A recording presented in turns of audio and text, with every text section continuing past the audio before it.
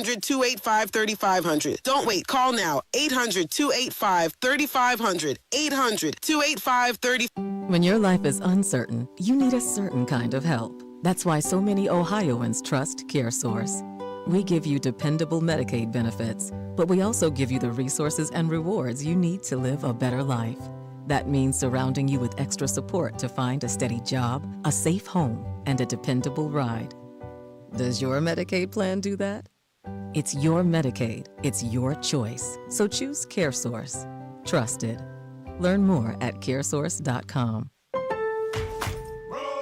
Pros, find the right flooring for the job in Lowe's newly redesigned flooring showroom. Shop our expanded assortment of trusted brands and get up to 35% off style selections, Stainmaster, and Stainmaster Pet Protect Special Order Carpet. And while you're here, save $100 on a DeWalt 20-volt max 6 amp hour 2-pack of batteries. Now just $179. Get more of what you need faster and save more where it counts from the ground up. Our best lineup is here at Lowe's. Valid through 8/26 while supplies last. Selection varies by location. Healthcare. Yeah, that's about right. It's more expensive than ever. And for Black Ohioans, it's always been harder to find good quality care. Eric Conroy's healthcare plan just makes it all worse. He supports a law that would kick 30,000 people in Southwest Ohio off their health insurance, take millions from our hospitals, and jack up our insurance premiums even higher. He even wants to allow insurance companies to deny people with pre-existing conditions. So good luck finding coverage if you have cancer, heart disease, or diabetes. We need a real plan to lower out-of-control insurance premiums, cap the cost of prescription drugs like insulin, and make it easier for us to find the right care. Eric Conroy's healthcare plan is a plan our families and our community can't afford. And we can't afford to send him to Congress. Paid for by DCCC, dccc.org. Not authorized by any candidate or candidates committee. DCCC is responsible for the content of this advertising.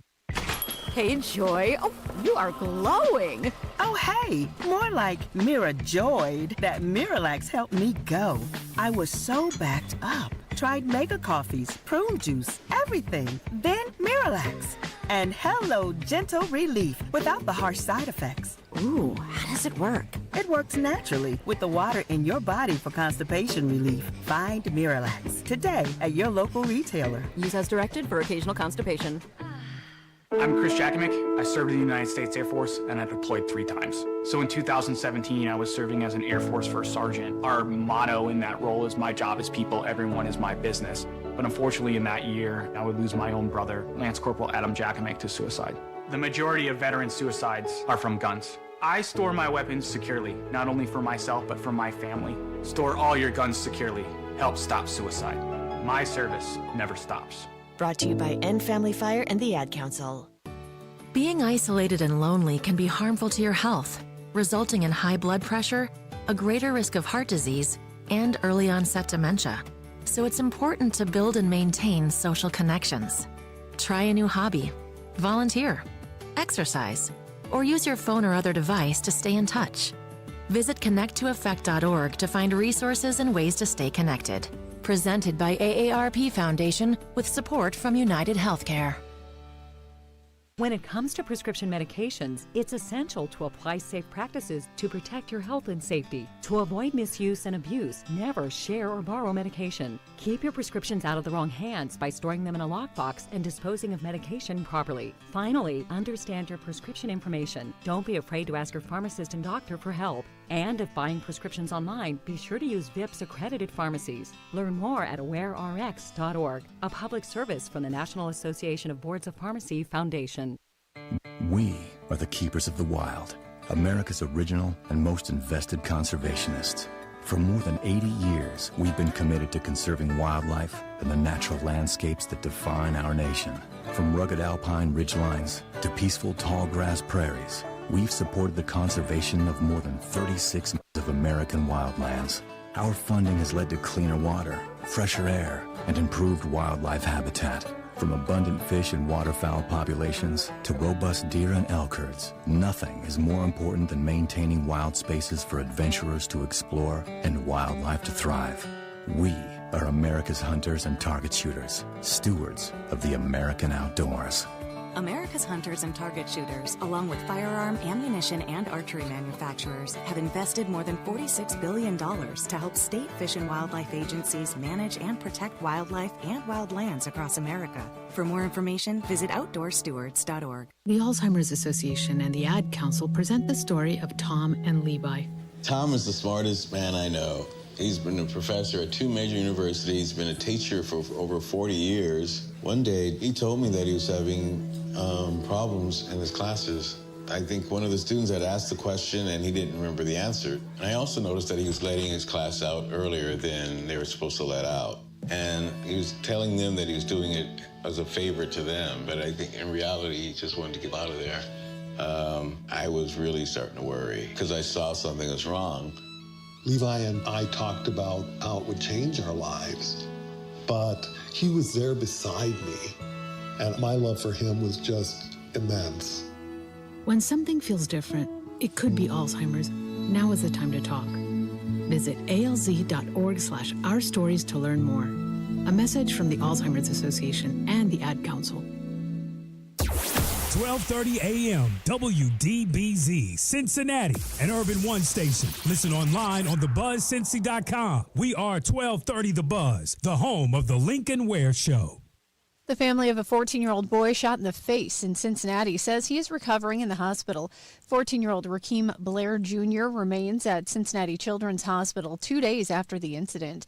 Family members say Rakeem and other children were throwing rocks outside of a vacant building on Warsaw Avenue Tuesday night when someone inside the building pulled a gun and came out to confront the teens. An argument escalated and Rakeem was shot. Police have yet to identify the suspects in the case. 2 of the men arrested for a deadly shooting in Clifton remain behind bars. Matthew Napier and Caden Moore made their first court appearances Wednesday and had their bond set at $2 million and $1.5 million, respectively. They're accused of gunning down 19-year-old Harry Nelson Tuesday morning and wounding a second suspect.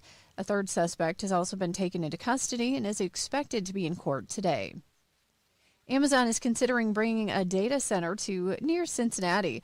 Amazon officials are in talks with the city of Trenton to buy 600 acres of land to build the hyperscale data center in Butler County.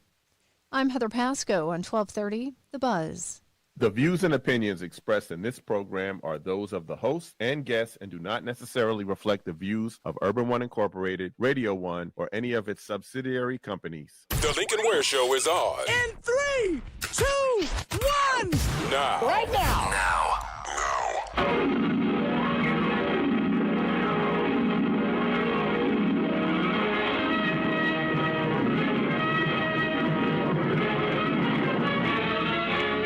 Than a speeding bullet. More powerful than a locomotive.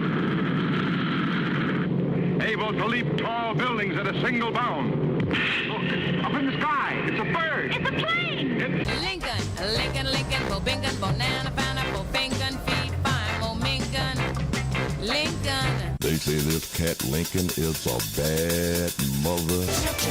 I'm just talking about Lincoln.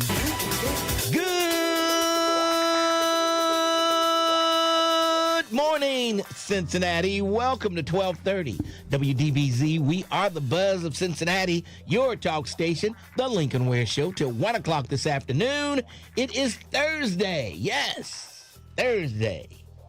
And there's a lot going on around the tri-state, the nation, and the world. Where do we start?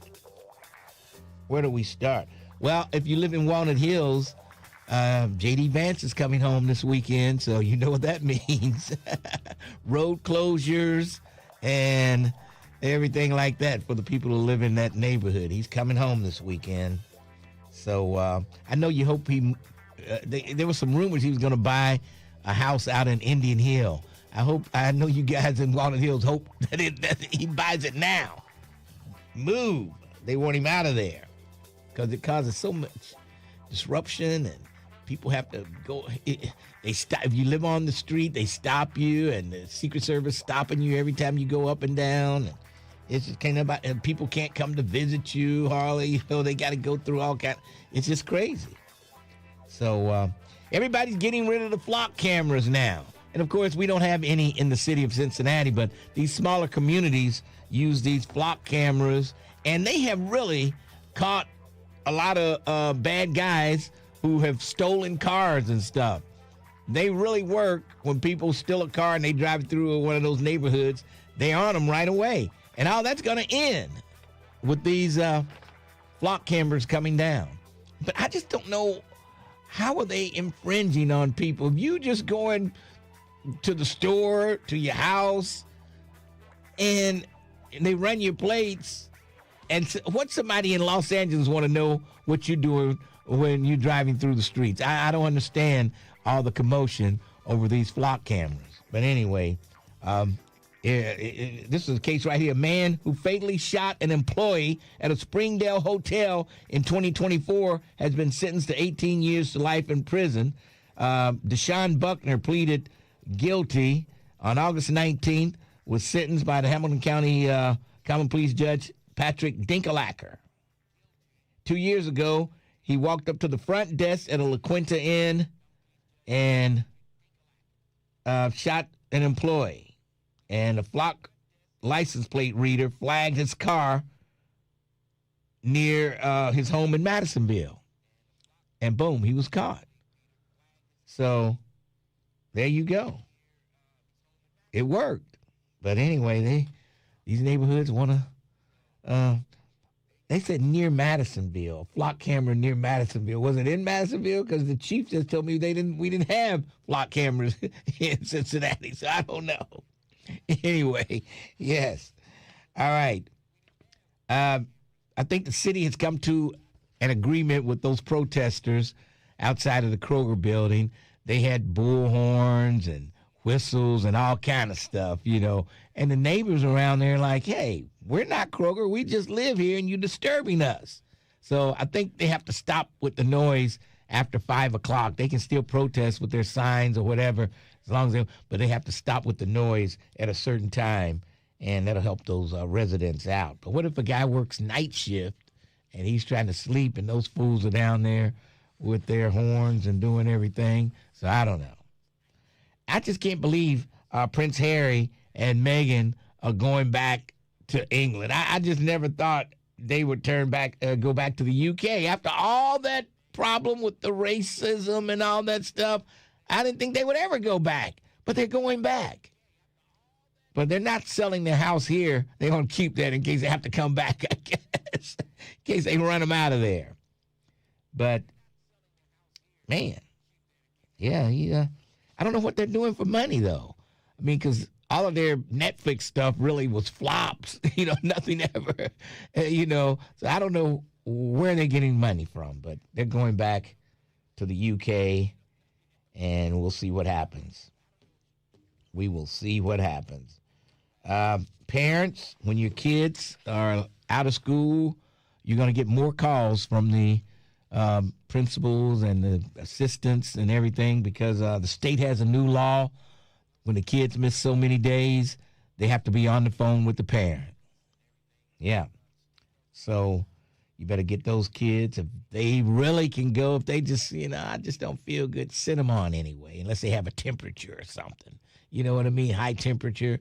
Yeah, I might keep them home then. But other than that, send them on to school. Yeah. Changes in the law that activate the chronically absent label or missing 10% of instructional time for any purpose, including excused and unexcused absences like doctor's appointments and staying home due to weather. And now, just because the weather's bad and they don't call school off, you don't send your kid to school, that's going to add up. And when they reach that certain limit, you're going to get the calls. Yeah, you will get the calls. They need to do that with tardiness, too. Because sometimes these kids, I know. Now, okay, what school starts at 9:30? I mean, there were some kids standing out there in front of the parking lot with backpacks on. Whatever school they go to, they had uniforms. But where could they be going? And they're just standing there on the corner at 9 o'clock with backpacks. What school starts at 9:30? Maybe so, but I almost stopped and asked him.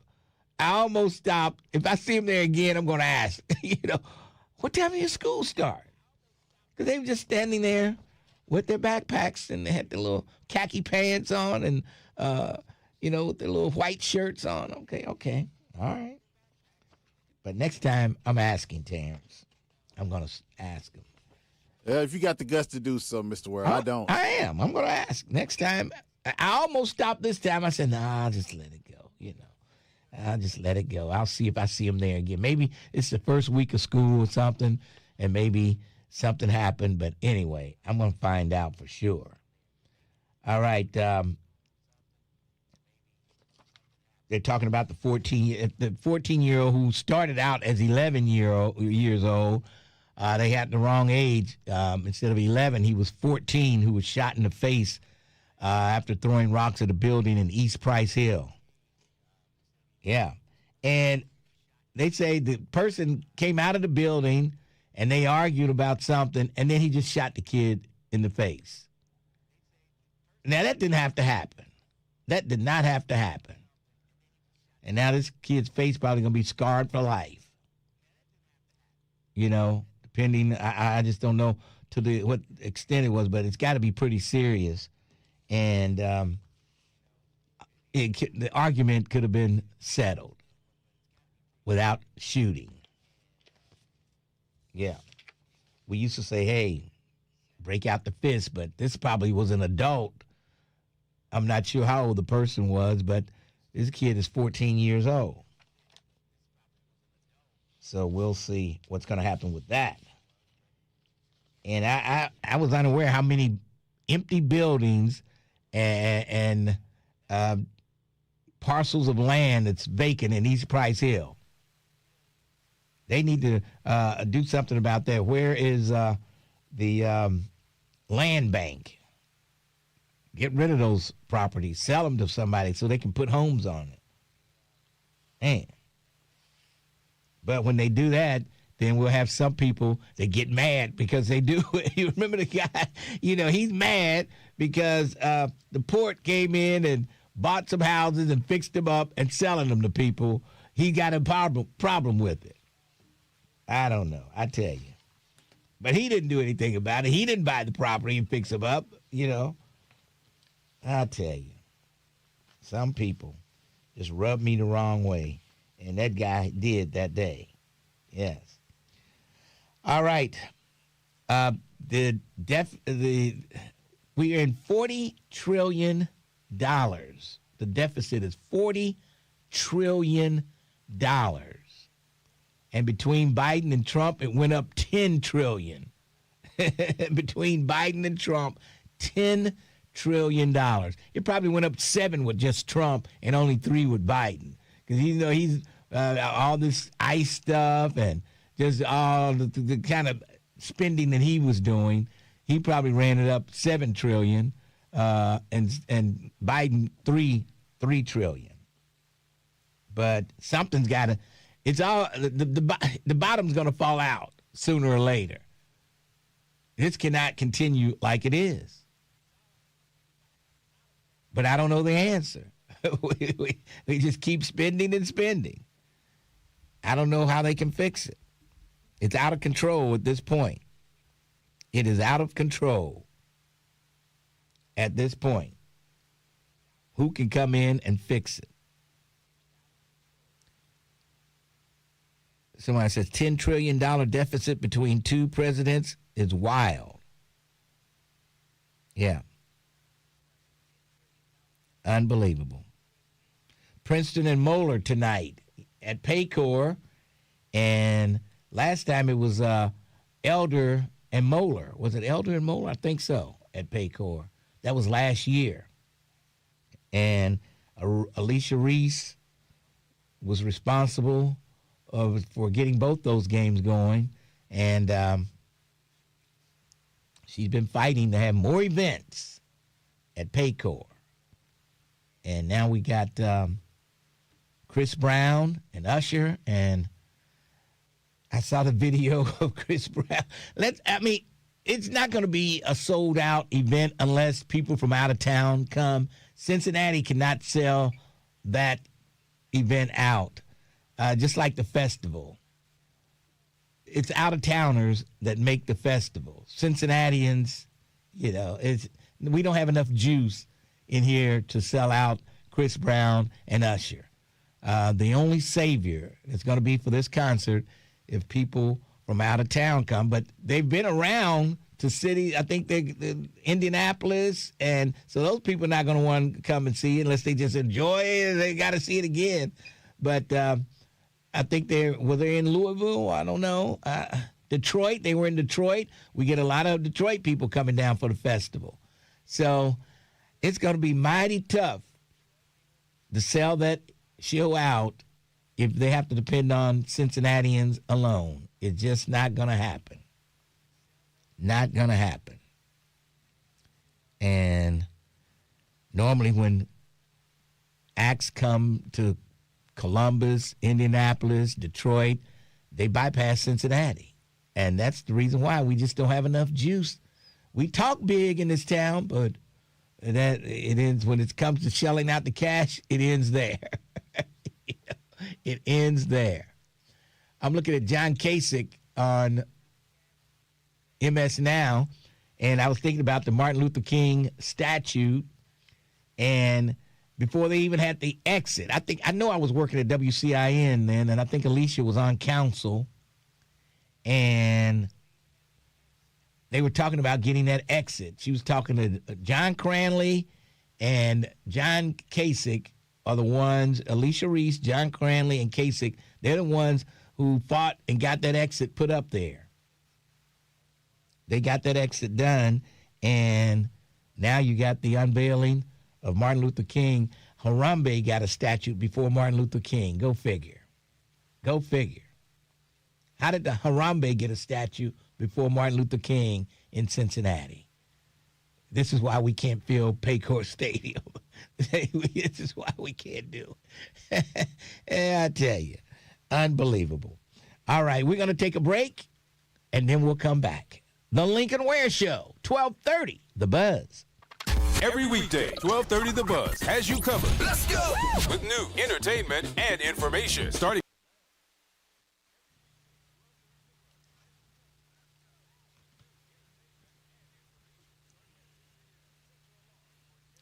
Okay, my mom and auntie are going to CB and Usher. I know it's selling out. Uncle Lincoln Harambe got a statue because you donated a whole hell of a lot of money.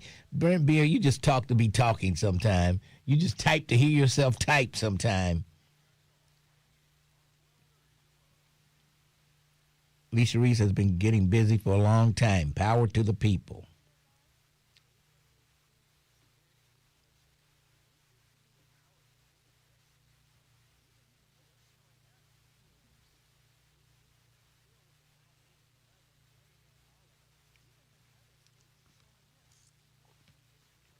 Harambe has a statue somewhere.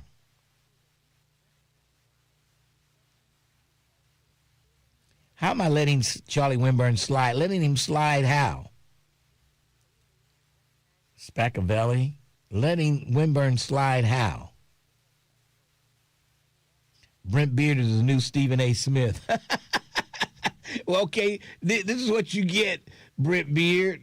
Just like the NABJ, the black journalist. This is what you get, Brent Beard. Thumbs down.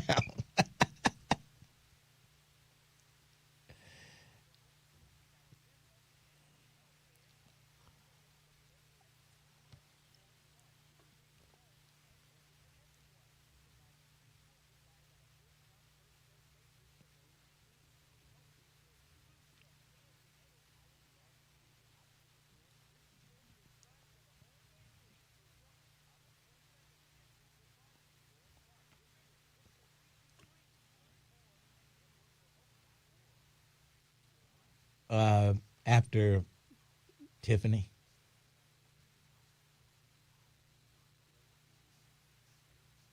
Don't pull up on children you don't know. Stranger danger. Oh, my God. I'm not pulling up. I'm just asking them a question. We can't even talk to kids nowadays. I'm just asking, What time you guys have to be in school? What kind of stranger danger is that? And I'm not driving, I'm walking. I can see if I pulled up in a car, rolled down the window and asked them that, but if I'm walking down the street.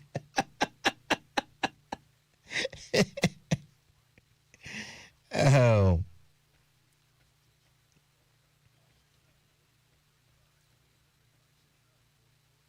No, you cannot. Oh, boy. Jerica has become the mama bear of YouTube. You know what, Lincoln? Thinking about the car that you drive now with the tinted windows, and you just pull up and roll the window down real slow. Hey, you kids. That would seem suspicious. I'm walking past them. Oh, boy, I'm getting out of that car next week. Jim, I'm tired of rolling the windows down to turn the corner.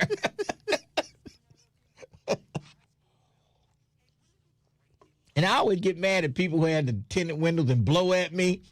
I'm like, who in the hell are you? They blow, and I'm looking like, what? I don't even know you. I can't see you.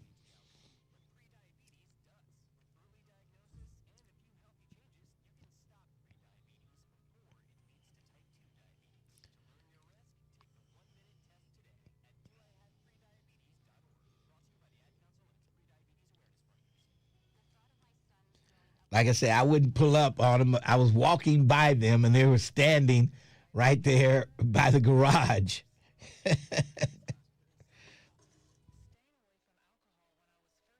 We did it, so can you. For free help, call 1-800-QUIT-NOW. A message from the U.S. Department of Health and Human Services and CDC. If you need to talk about it, we're here.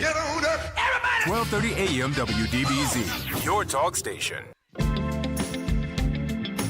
1230 WDBZ, the buzz of Cincinnati, your talk station, the Lincoln Ware Show till 1 o'clock this afternoon. Let's go downtown to the Crime Stopper headquarters and check in with Detective Tiffany Green. How are you today? I'm good. Good morning, Lincoln. How are you? I'm hanging in there. Any potential plans for the weekend? I'm going to see the Temptations tomorrow night at Hard Rock. That's where I'm going this weekend. Okay, that should be a good time. Actually, I do have plans this weekend. Okay, there you go. You're getting out of the house. That's good to hear. I am, so you won't have me tomorrow. You're going to have Lieutenant Grant. Okay, all right. Lieutenant Grant, I tell you, he's the hardest working lieutenant on the police force. Oh, please don't tell him that. But he will be covering for me tomorrow. All right. Who are we looking for today?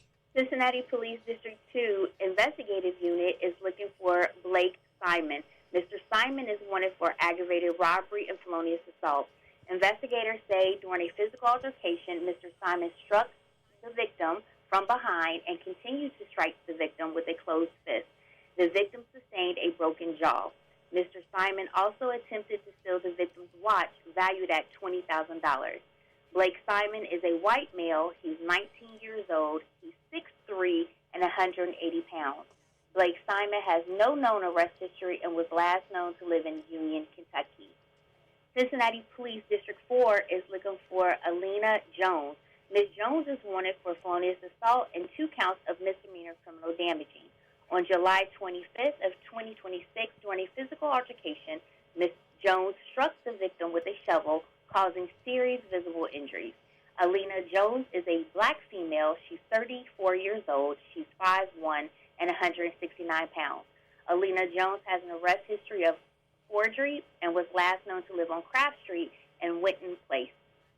Listeners, if anyone has information on where police can find Blake Simon or Alina Jones, please call Crime Stoppers at 513-352-3040 or submit a tip online at crime-stoppers.us. All right, 513-352-3040, night or day, cash money for your clues, and we'll talk to you Monday. I will talk to you on Monday. Have a good one. All right. That's Detective Tiffany Green right there. And it was St. X and Elder last year. That was a game, St. X and Elder. I wonder, will Princeton and Moeller bring a bigger crowd? I don't know. They both have large following, and Princeton boy, I think Princeton's going to win the championship in football and basketball this year. It could happen. You know what I mean? It could happen. Princeton's got, boy, they got a team, let me tell you. We'll see if Moeller can match up to the speed of Princeton. Boy, I really feel sorry for the city manager. This guy, Todd Zinser, and I think, is Todd Zinser the head of the Democratic Party? I think he might be. Anyway, he wrote a letter. Says, this is really a tragic case. It could not be worse for the city manager or the city. The decision by the U.S. Circuit Court of Appeals here in Cincinnati found very serious misconduct by the city manager and the city and that the city council will have to deal with. So they're saying the city council is going to have to deal with the city manager.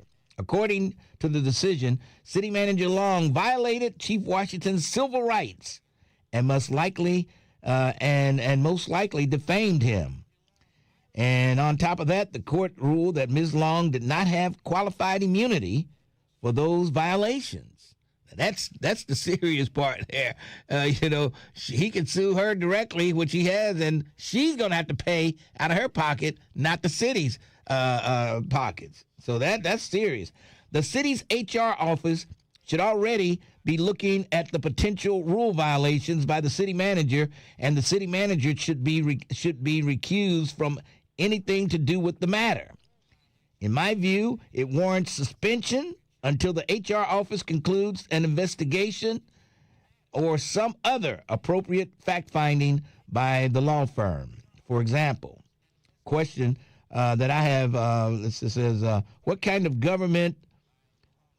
of government leader disregards advice of the city's legal team? And they told her that Chief Washington was entitled to a hearing concerning his proposed termination. She didn't give him that hearing, I guess. And then the leader turns around and requires the same legal team to defend her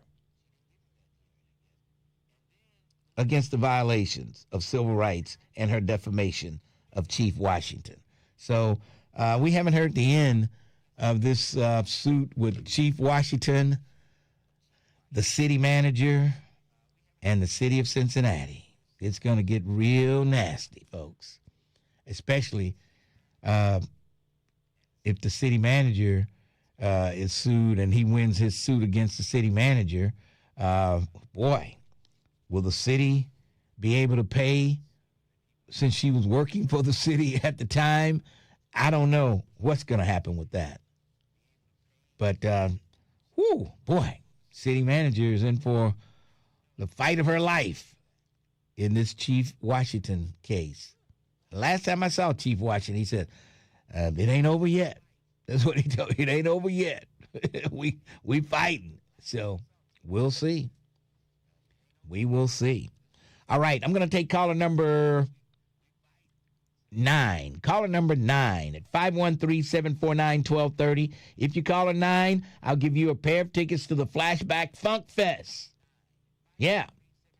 And Morris Day and the Time, the Ohio Players, the Original Lakeside, Confunction, they'll all be there on Saturday, September 26th. Saturday, September 26th, they'll all be there.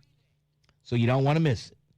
Caller number 9 right now at 749-1230. You're caller number 1, looking for 9. You're caller 2, looking for 9. You caller 3, I'm looking for 9. You caller 4, I'm looking for 9. You caller 5, looking for 9. You caller 6, looking for 9. You caller 7, I'm looking for 9. You caller 8, I'm looking for 9. So close. You're so close. Hey, guess what? Hey, you're number 9. Oh, wow, okay. And the winner of the tickets. What's your name? Thank you. What's your name? Janice Peterson. Janice Peterson. All right, Janice. You won yourself a pair of tickets to go to the Rose Center up in Dayton, Ohio there, the Rose Music Center on Saturday, September 26th, to see Morris Day and the Time, the Ohio Players, original Lakeside and can function. How about that? That's great. Thank you. What part of town you calling from? Forest Park. Forest Park. All right. What station just made you a winner? The Buzz. Hold on. All right. Hold on. There you go. Forest Park.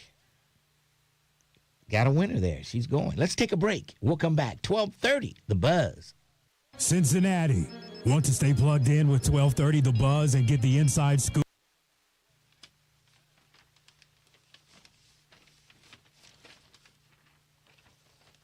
She almost sounded like walking around the house with nothing on but the Lincoln Ware Show. She almost sounded like her.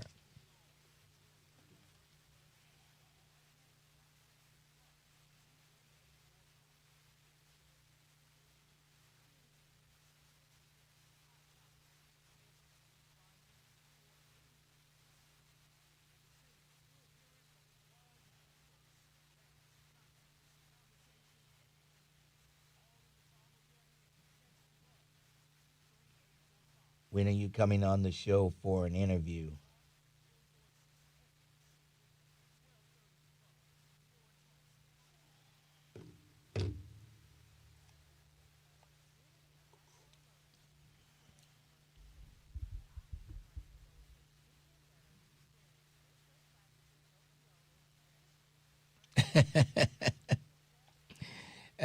She did have kind of low energy, didn't she?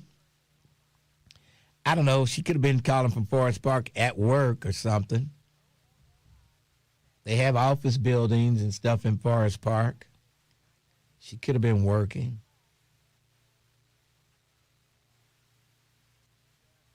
Somebody said, no, that wasn't her. I know that voice anywhere. Okay. Oh, boy.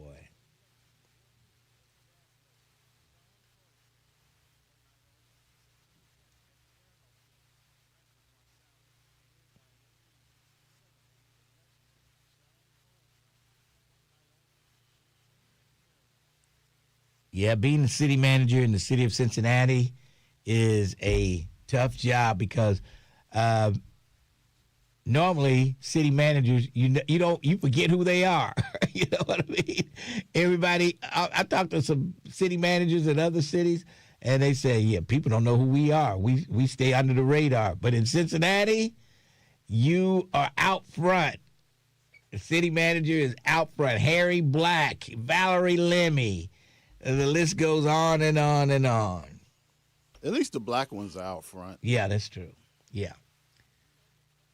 So, yeah, that's, I think the mayors like to put them out there to take the heat, and they don't take heat.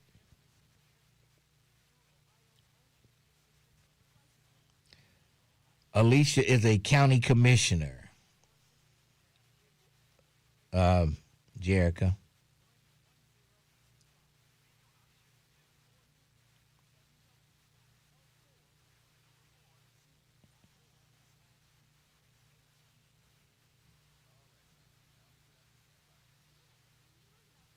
Lincoln, who is the voice of walking around the house with nothing on but the Lincoln Ware Show?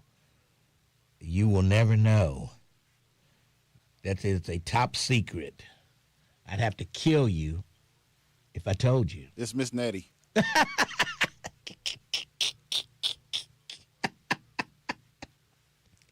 Miss Nettie.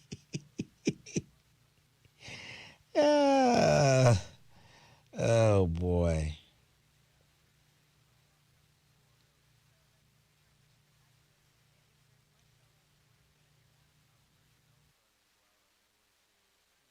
And now we're homeowners. We have a savings account. I'm the first one to own a home out of my siblings. Visit OperationHomefront.org to learn more. Right now, I'm walking around the house with nothing on but the Lincoln Ware Show. 1230 WDBZ. We are the buzz of Cincinnati. Your talk station. Lincoln Ware with you. It is Thursday. Yes, it is. I had to think about it for a minute. These days go by so quick. Yes, they do. And you just don't know. Seems like there's been an uptick in shootings in Cincinnati during the month of August. Has anybody noticed that other than me? but there has been an uptick in shootings. I thought the summer was going by relatively quiet here in Cincinnati up until this month. And all of a sudden, the shooters are just coming out shooting.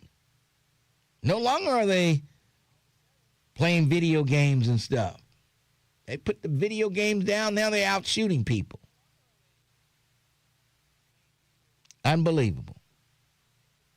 Unbelievable. All right. Don't forget the Lincoln Ware Walking Club this coming Saturday. We start walking at 8:30. Yeah. 8:30. Get there. And it's a walking club day over at Smoothie King Saturday after the walk. But I know people will be walking. Even Independent Mikey Boy has been walking regularly. So he's been, after I had to out him, he's been coming pretty regular now. Yes. Independent Mikey Boy. And a host of others. So we're looking for all you folks who came and got your shirts. I'm going to be here every Saturday. We'll be looking forward to seeing you this Saturday. Yes. Yes. Because a lot of people came that first day and got their shirts, and I couldn't find them with the search warrant if I tried to. And we're going to call them out, too. I'm going to out you. Yeah, I see you staring at me, Mr. Ware. Oh, yeah, that's right. I see you staring, Mr. Ware. All right. Let's get out of here. Somebody thinks that's Sharon on the they think it's your wife. But she does walk around the house sometimes with nothing on but the Lincoln Ware Show, I'm sure. All right, let's move along. 513-749-1230. Lincoln Ware with you. Rick Jr., how are you? Oh, fine, thank you. How you doing? I'm hanging in there, Rick Jr. What's on that feeble mind of yours today? Well, for preface, before I make anybody mad, congratulations on that new statue down the corner of Reading in my old street. I passed by there yesterday. Whatever y'all call that. I passed by there yesterday, and I saw them putting it up, and the cranes and everything was around there, and so they're putting it up, and it's smaller than I thought it would be. It's a little smaller than I expected, but still, it's good. It's good. One little teeny tiny insignificant comment, though. I wish, especially in our area, in my neighborhood, or our neighborhood, I wish they would put up statues of a little smaller people. You know, like some of those teachers that made a difference in people's lives. Like one particular one I can think of that I'm sure everybody went to my junior high school knows about. Named Roger Tilford, ring a bell, y'all? You know, anybody went to that school? Now, I'm not saying he needs a statue, but they could have at least renamed that school instead of South Avondale Tilford. But still, I mean, come on, just for a teacher, I don't know. Well, I thought Andrew Brady. This ain't no everyday teacher. This guy made a big difference. Well, how many other teachers have to be a teacher? Oh, God. How many other teachers do you think in the Cincinnati public high school system that made just as big a difference in some kids' lives as this teacher here you talking about? Hey, you go. Be careful saying that. I'm saying, how do you know? You don't know. You went to OC. You talking about OC? Yeah. Okay. How do you know there weren't other teachers that could have been a teacher at Schroeder, Sawyer? I don't be surprised if your switchboard doesn't start lighting up because you just offended a bunch of folks. So. Oh, my God. Oh, jeez. All I said was, what makes you think this teacher did more for his students than a teacher at Sawyer or Schroeder or Withrow or any of the other schools, junior high schools? I've been run down a lot. I mean, this guy, I mean, he didn't, he wasn't a super saint to me or anything. He was a social studies teacher. Oh. But he made a difference in not only my life, but the school's life. Okay? Let me run down a list real quick what he did. This is right in the middle of the upheaval over there in Rockville and Reading. You better do it within the next 45 seconds. If you remember. Do it in the next 45 seconds, because I got to go. Well, okay, real quick. All right. For one thing, he set up student marches over at a district over there on Vine Street. I don't know what it was. And in other words, he set up a good connection between the students and the cops. For one, okay, he set up a job program, 5 Cs. I should have said that number one. He put a lot of kids to work. The guy made a difference. Okay. I mean, your switchboard I'll be lighting up right now. It's not lightening up. Okay. It lit up more. It lit up more for person. It lit up more for the Funk Fest than it did for you, this teacher you're talking about. Nathan, you ever heard of Nathan Ruffin? No. Okay, well I knew it because I was in Boy Scouts. He was in charge of the Bloody One Boy Scout district. I wasn't a Boy Scout. It covered all of the black churches around there. Yeah. And so in the inner city area. Now he needs a statue. Oh boy! Where's the money coming for all these statues? They had to raise money to get Martin Luther King's statue. It wasn't just one. It took them forever to raise enough money. So what are you talking about? Where is the money coming from? You know what they ought to do? They ought to take down that Lincoln statue and put up a statue of Tilford. Okay. All right. Thanks for your call. Apparently, does anybody know this teacher that he's talking about? I don't know. You put him back on hold. I meant to hang up on him. You plan on talking to him some more? No, I meant to hang up and I put him on hold, but he's gone. He's gone now. I don't know. He comes up with the strangest things. The strangest things. Unbelievable. All right, 513-749-1230. Someone says they felt bad for Stephen A. Smith. Then they remembered how he used to disrespect black women. And then they didn't feel sorry for him anymore. Where are the white women at? Oh, boy. Unbelievable. And so now he's getting back at the NABJ. He's going to do some things with HBCU colleges now. He's forming some type of company that's going to stream the HBCU basketball games. And he says, I'm going to hire people. I'm going to have to hire producers, announcers, and play-by-play people and all kind of things. So this is his way of getting back at the NABJ, I guess. One way. He's not done yet, I'm sure. But, he's going to start a company that streams the HBCU college basketball games. So we'll see how far that will get him back in the good graces of black journalists. I don't know. He was on Sean Hannity's one day, and he went on a rant. Stephen A. Smith is, he's out of control, I do believe. Yeah. He's come out against Jasmine Crockett, Kamala Harris, Michelle Obama, Serena Williams, Joy Reid, and he has dogged them out like you wouldn't believe. There's a whole list of black women that Stephen A. Smith has come after. And that's why they say he deserved to get the Thumbs Down Award. He deserved to get that award. Have they ever given Trump that award? I don't know. I know they had him at the convention the year that he ran for president, and I guess the equipment didn't work, and he told him, you got cheap equipment, you ought to do better, and I've been waiting here. He just, oh, boy, I tell you. There's just no words to describe our president of the United States. Nothing bad can happen. It can only good happen. Yes. So now he's going to meet with his good friend Rocket Man. And he said, he likes me. And that's a good thing. He likes me.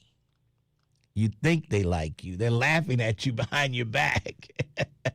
Kim Jong-un and the Russian president, Putin, they're laughing at him. And Barack Obama couldn't get away with wearing a bicycle helmet while riding a bike. I know. Why has he got the helmet on? But he can be friends with a dictator. Why is he wearing that brown suit? He needs to look more presidential. Unbelievable. I thought the suit looked pretty good. He should have had a brown seersucker suit on. That would have really got him. Seersucker? You don't know what that is? You don't know what a seersucker suit is? No, sir. Explain what that is. Did you see that jacket I had in here yesterday? Yeah. That's a seersucker jacket. Okay. That's what that is. You know, you see him at the Derby a lot, and Al Roker had on one the other day on the Today Show. He had a red one, red stripes, but that's what seersucker is. Oh, okay. Yes. Okay. Wow, I'm learning stuff. Okay, there you go. All right. Let's take a break, and we'll come back. 513-749-1230. It's Lincoln Ware. It's Thursday, 1230. The Buzz. Bringing you the stories that go beyond the headlines. The Tavis Smile. Oh, okay. Okay.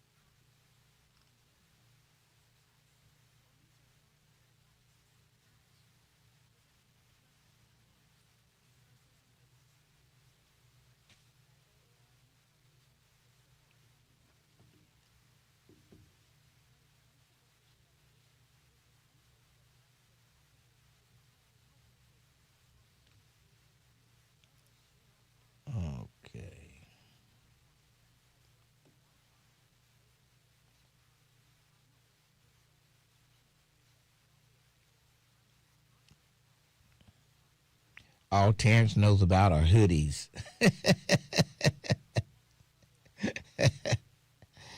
Oh, boy. No, I'm not part of the NABJ. I'm not a journalist.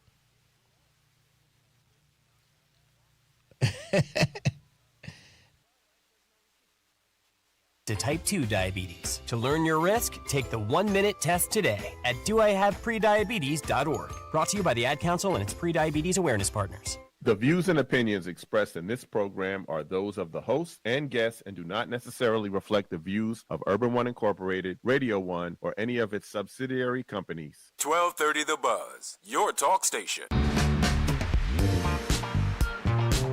1230 WDBZ, the Buzz of Cincinnati, your talk station. It's Lincoln Ware. It is Thursday, and want to remind you, Jeff Weiler, the Jeff Weiler Used Car Mega Store. When they say mega, that means big, huge. And they've got a big mega store full of used cars on the lot right now. Over 400 used cars right there for you. I mean, 400. You count them. They've got Kias, Chevy, Nissan, Mazda, BMW. They've got the Mercedes. They've got the Chrysler, the Dodge, the Ford, the Lexus, the Hyundai. They've got them all. I'm telling you, right there at their used car mega store on Route 32.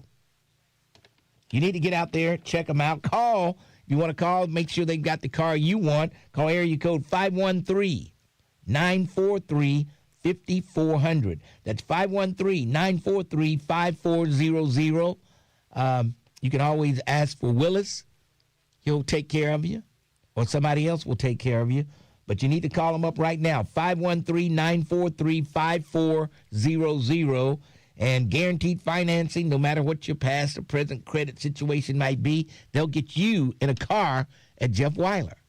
So going out, check them out. Route 32, right before you get to the Batavia City Corporation line. It's right there on that stretch from the Eastgate Mall. You can't miss it. It's on the right side. Head east on 32, and you'll be good to go. Jeff Weiler Used Car Mega Store. All right, let's move along. Let's go to Mustafa. Mustafa, how are you? Doing well. How are you? Pretty good. I'm in comment. Okay, we can barely hear Mustafa. We can barely hear you. You must have your windows open or something's going on. No, I hear too much background noise. Okay, I'm walking away. Okay. I'm at a client's office. And, well, yeah, find the office. Call me back when you get to a quiet place. Call me back. Call me back. Jesus. Nettie, how you doing? Oh, I'm doing wonderful. Greetings to you from Lincoln Heights. Yes, yes. All right? And I want to say, you're the host with the most. I've been listening. I heard Tracy yesterday. Tracy Artist. Oh, yes. Oh, yes. She had a wonderful time. Yes, yes. At the Black Family Reunion. Well, I want to say to the lady of Walk and Talk, Sharon Ware, and to the real Terrence Howard, okay? Yes. Ones and twos. I don't care what nobody, bing, bang, whatever. Nancy Coakley is a teacher for all seasons. Y'all see, everybody's got a teacher they think deserves a statue. That's what I was trying to tell Rick Jr. She could teach my children and my grandchildren, okay? Yes. And she was the best. Yes. Okay? Yes. Now, I can learn from you, okay? Yes. Whoever wants to teach me, okay? Yes. I'm never too old to learn, okay? Yes. Now, the Reverend Al Sharpton, I want to say this one more time. I only call him twice a year. Oh, twice a year. And I listen to him all the time. Yes, yes. But I see the topics he brings on. Yes. No, and he's trying to save everybody. Yes. And I just love that. Okay? He's having that big March on Washington, I think it's next week. Yes. Yes. I don't know when it is, but I know that oh, my God, after I listen to you, I'll be listening to him, okay? Mm-hmm. And I just want to say that to everyone.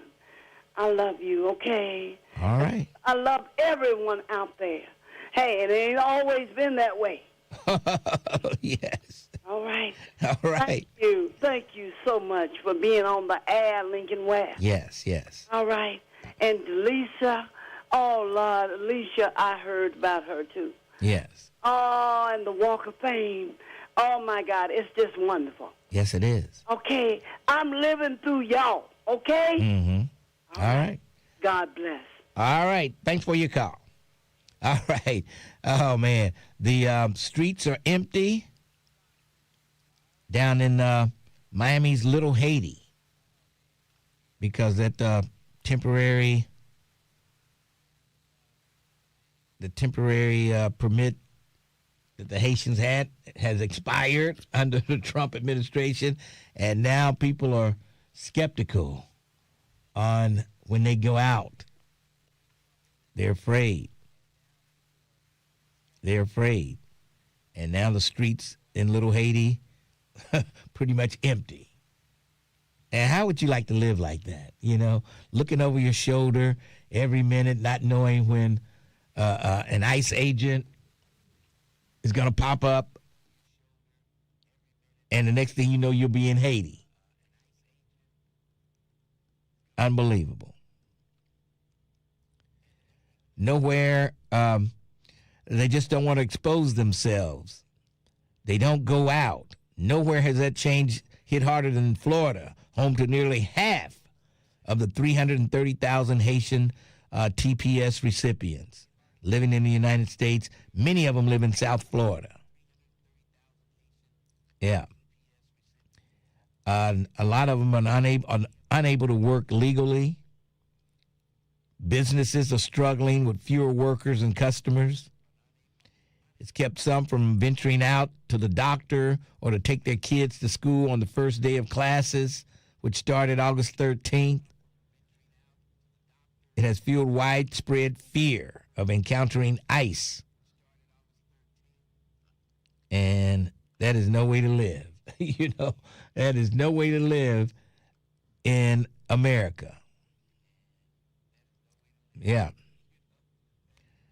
The Homeland Security recently declined to say whether the Immigration and Customs Enforcement agents would target Haitians. It said those who leave voluntarily can receive $2,600 and a paid flight back. Yeah. So Congress has said they never intended it to be permanent. They never intended for this to be permanent.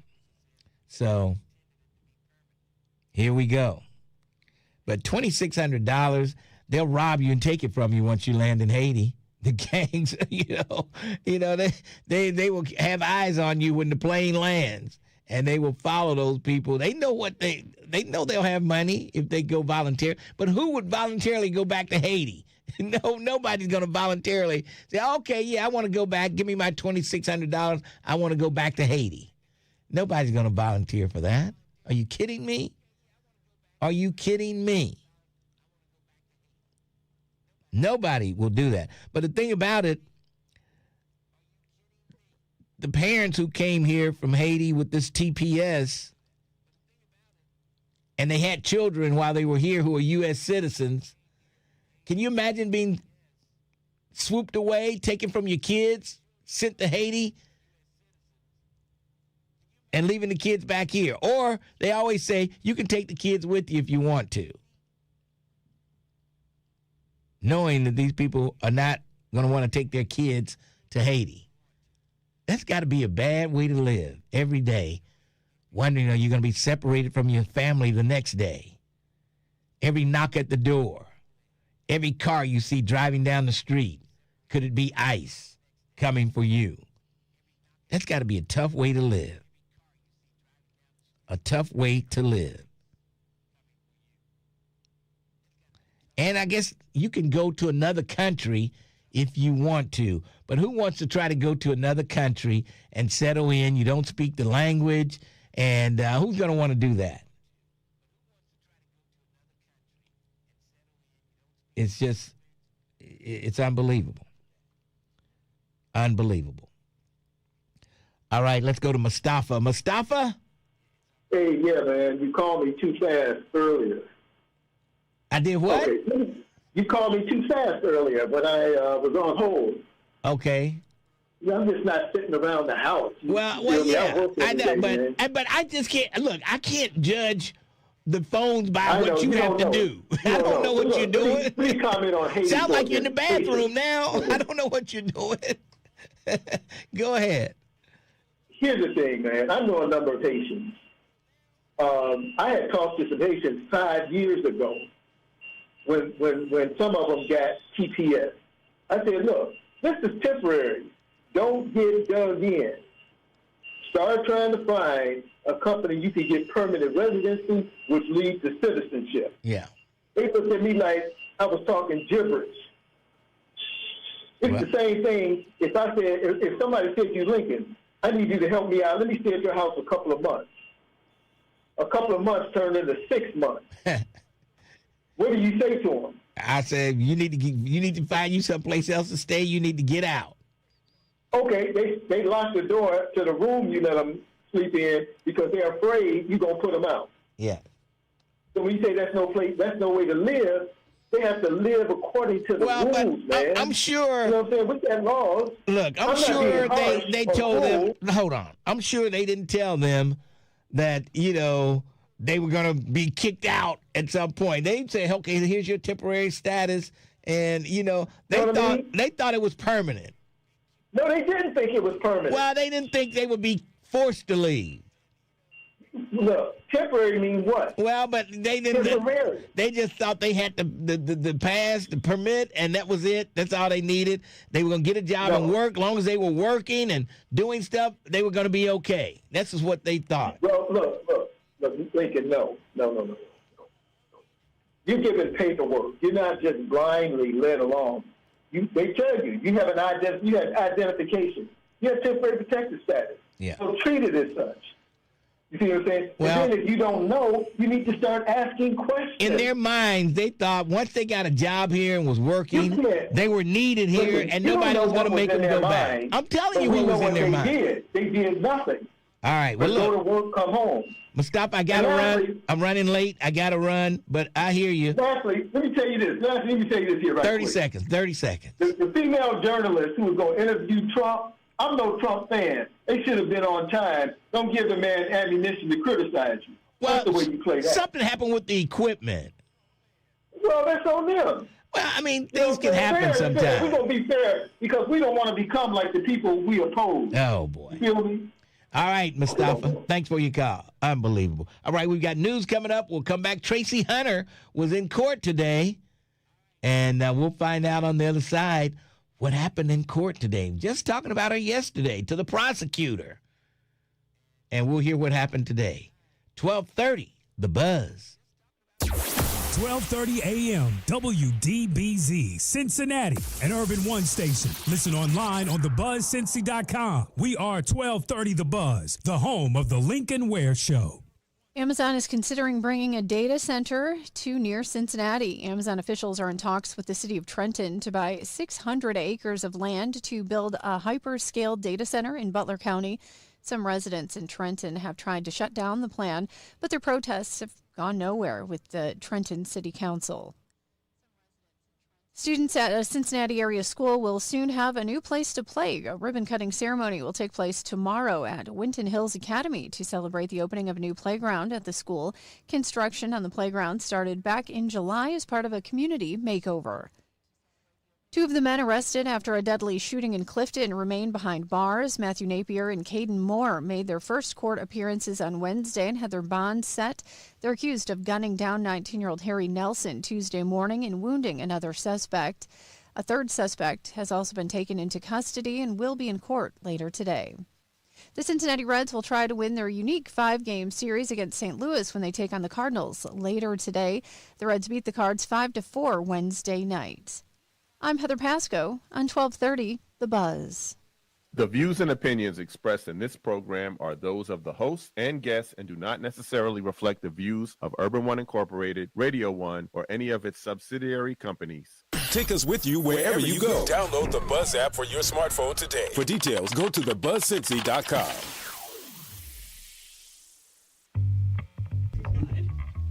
1230 WDBZ, The Buzz of Cincinnati, your talk station.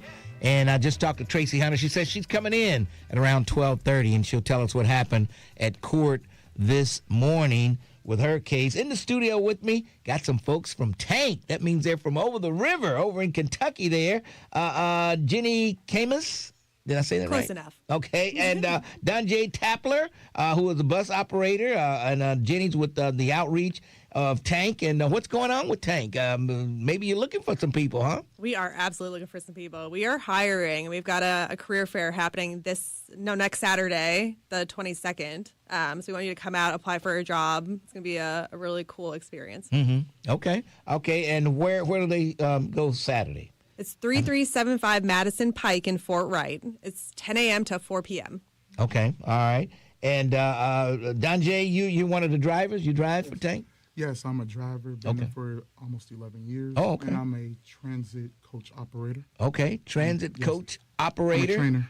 Okay. So what type of training do they have to go through to drive a bus for Tank? Well, if you don't have Class B CDLs, we train you. Okay. You will go through 3 different skills. You will go through what they call the verbal skill, which will be the pre-trip. And then after that, they will go through the serpentine, which is a skill. And they will do an over-the-road skill. Okay. All right. And what is the age? How old do you have to be? 21 and up. Okay. And what do people need to bring if they want to, apply at this event? Nothing, themselves. Okay. Bring yourselves. And a good attitude, the driver's license. Okay. Now, once again, where will the career fair be? It's at 3375 Madison Pike in Fort Wright. Okay. Now, Tank goes out a lot.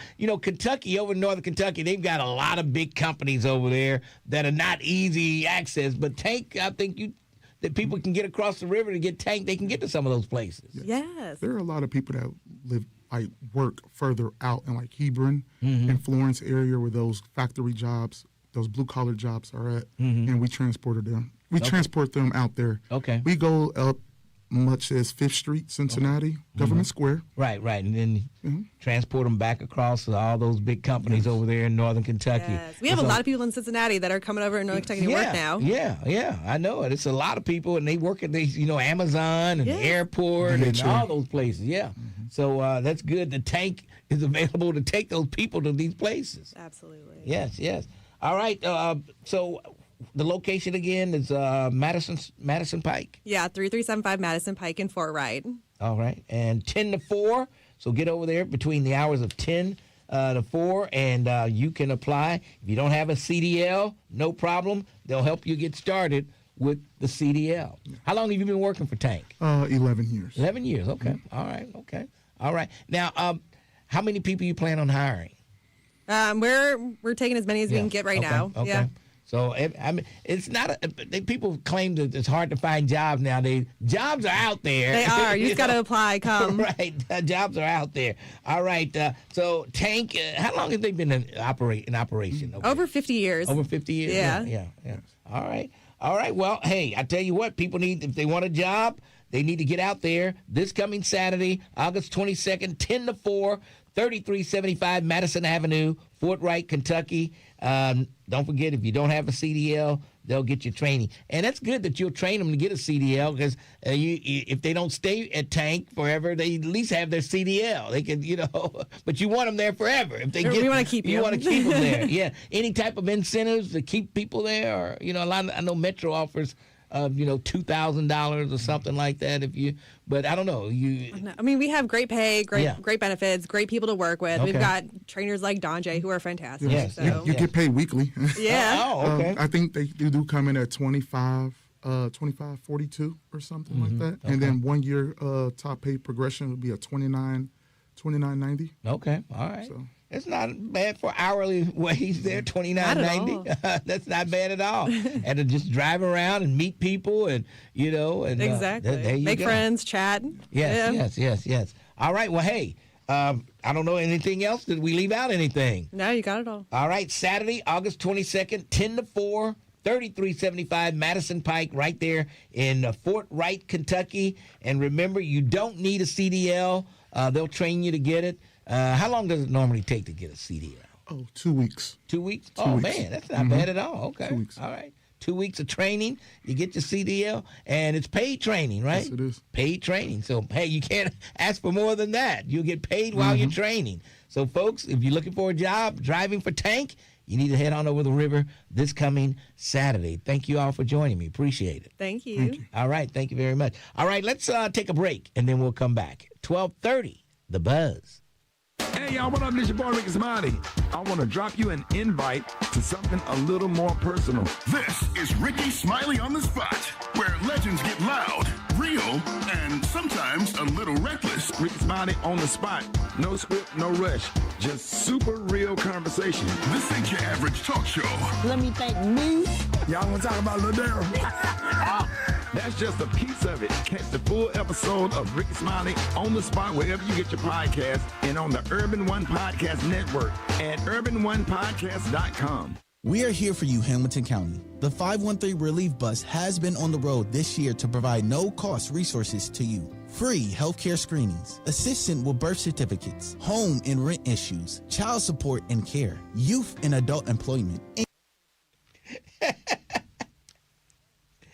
I'm pretty sure you need more than just yourself to show up to fill out an application. I know. You need Just show ID, up. you need your Social Security. You probably need your GED. Right. But yeah, I was wondering why. Oh, just show with a positive attitude. I was like, oh, Lordy. And then I said driver's license. Yeah. I'm like, oh, boy. Jesus Christ. I'm sure you need your driver's license, at least. And that guy, he was like a deer caught in headlight. Oh. I got his mic turned all the way up. Hello, everybody. I'm a very soft-spoken guy. I like growing flowers. Oh, boy. I tend my garden. Unbelievable. I'm sure he's a nice guy, but I'm like, he's doing the training? Man. Okay, I need you to put your foot on the pedal there. He seemed like a nice guy. They seem like a nice group of people, though. Yeah. But it was kind of. Yes. Yeah. Well, maybe they don't do interviews that often, I guess. Yep. He said, "This is my first time ever being interviewed." Yeah. I said, "You look like it." Yeah. He was like,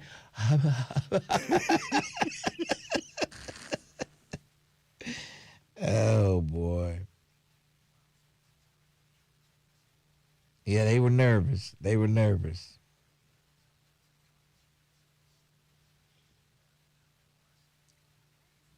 Yeah, they stay looking for people. Tank and Metro, they stay looking for people. I kind of doubted Iris. Iris said, "Do they hire felons?"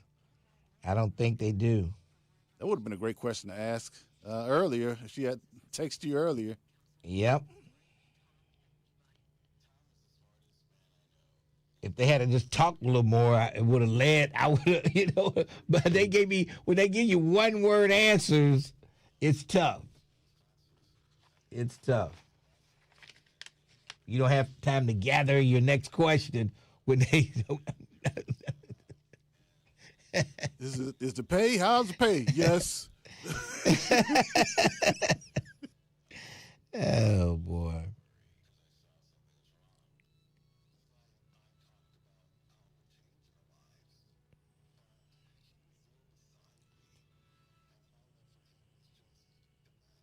Somebody said, we're so wrong. They're never coming to the studio. Just be prepared. This is your thing. If you're doing something, if you're hosting an event or you have something going on, you should be able to talk about it. That's all. Yes. That's all there is to it. It's your thing. It's not our thing. Yes. See, this is why Black Lion never gets on.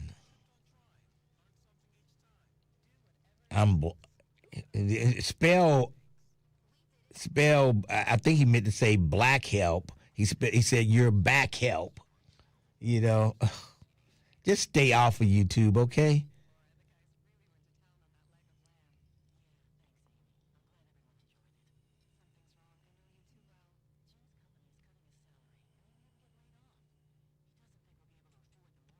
No, they're still in the studio.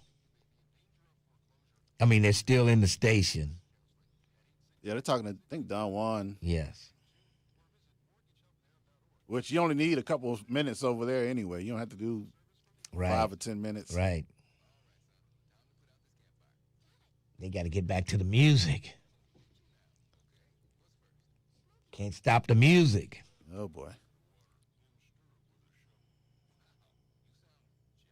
If I were running that station, we would hear a Sunday Soul classic at least 3 times an hour, 3 or 4 times an hour. If you were over there? Yeah, if I ran that station. Oh, yeah. I'd mix in some Sunday Soul classics. Over there. And then have a drop with your voice on it. This is Lincoln Ware. Don't forget. Take me out, Sunday. You mean a drop with Cat Williams' voice on it?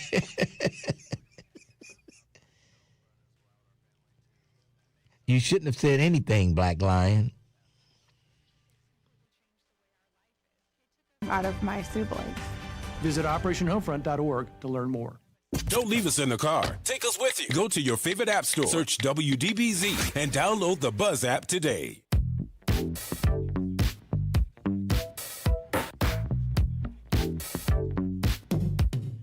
1230 WDBZ, the Buzz of Cincinnati, your talk station, the Lincoln Ware Show, till 1 o'clock this afternoon. Don't forget, we've got more tickets to give away today to the Flashback Funk Fest.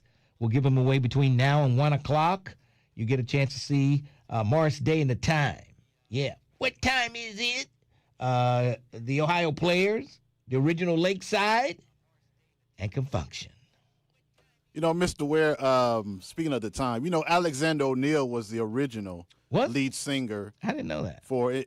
It was called Flight Time back then. Oh, okay. But that was back when they were first getting together. Mm-hmm. But, of course, Prince eventually settled for, I wouldn't say settled for, but he went to Morris Day to lead. Yeah. Morris Day actually used to be in the background. He was one of the background singers, I think.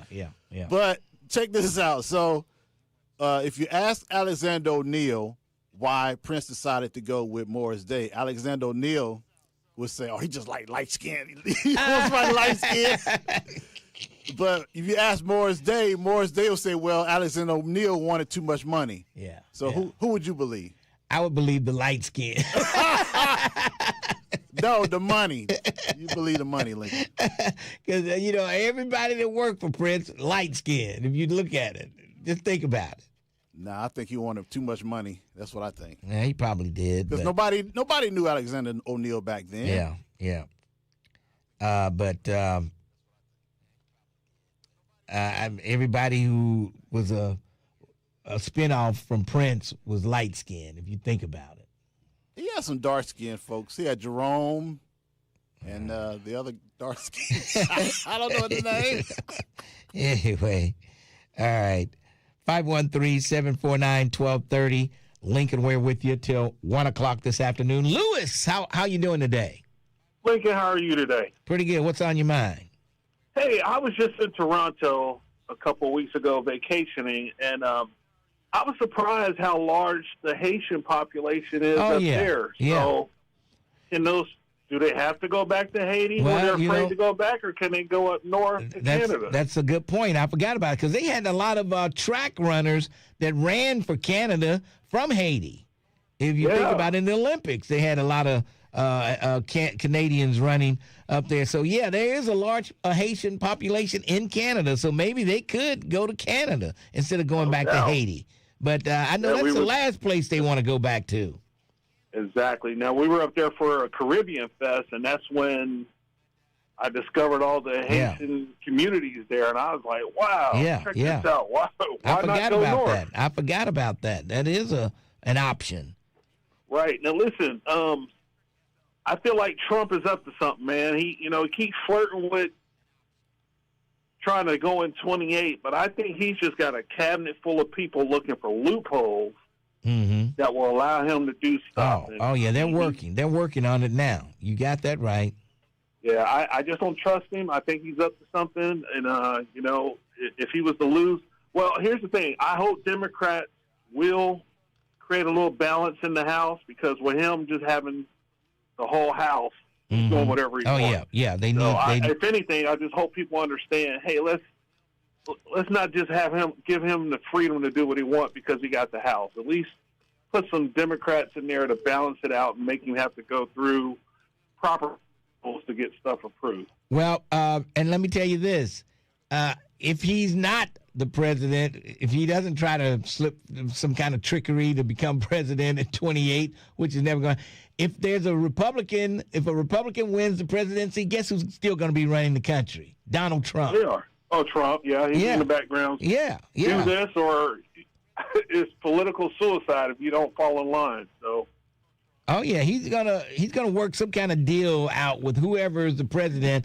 Well, whoever the Republican candidate in 28 for president, Trump is gonna say, "Look, I'm gonna help you get in, but if you get in, this is what I'm gonna need from you. This, that, and that." So he's already got it planned out for sure. Yes. Hello, you there, Louis? Yeah, I'm here. Okay. I'm here. Sorry, I'm at work. Someone was trying to talk in my ear. Okay. Rude. We don't want you to get fired. Okay. He's up to something, man. I just hope. Well, I just hope Congress do what they're supposed to do and make him leave. But you're right. Even when Biden was in White House, Trump was in the background saying, "Don't vote for this. Don't vote for that. Hold it up." Yeah, I know it. Yeah, shut down. He was running the country then. He was running everything then. Yeah, right. You're right. Right. So we'll I feel see, you, man. But I just hope we can get out, vote Democratic. Hopefully, it's enough to get enough in there that it just creates balance in the House. That's all. Yes. All right. All right. Yeah. Hopefully, they can go up to Canada, man. It was beautiful up there too. Yes. All right. All right. Have a good day. Hey, Lewis, thanks for your call. You bet. All right. That's Lewis there. And he's right. I forgot about the Haitian population up in Canada because they put out some pretty good track stars out of Canada, and they were Haitian. So there you go. There you go. Unbelievable. The number one wide receiver in the state, Ohio's top player and an Ohio State University commit, will be suspended the first two games of the 2026 season, which affects two Cincinnati teams. So how about that? So when is the what was the Bengal player name that was killed and his son signed with Ohio State? I'm trying to think of his name. Chris, oh man, Chris A, B, C, D, E, F, G.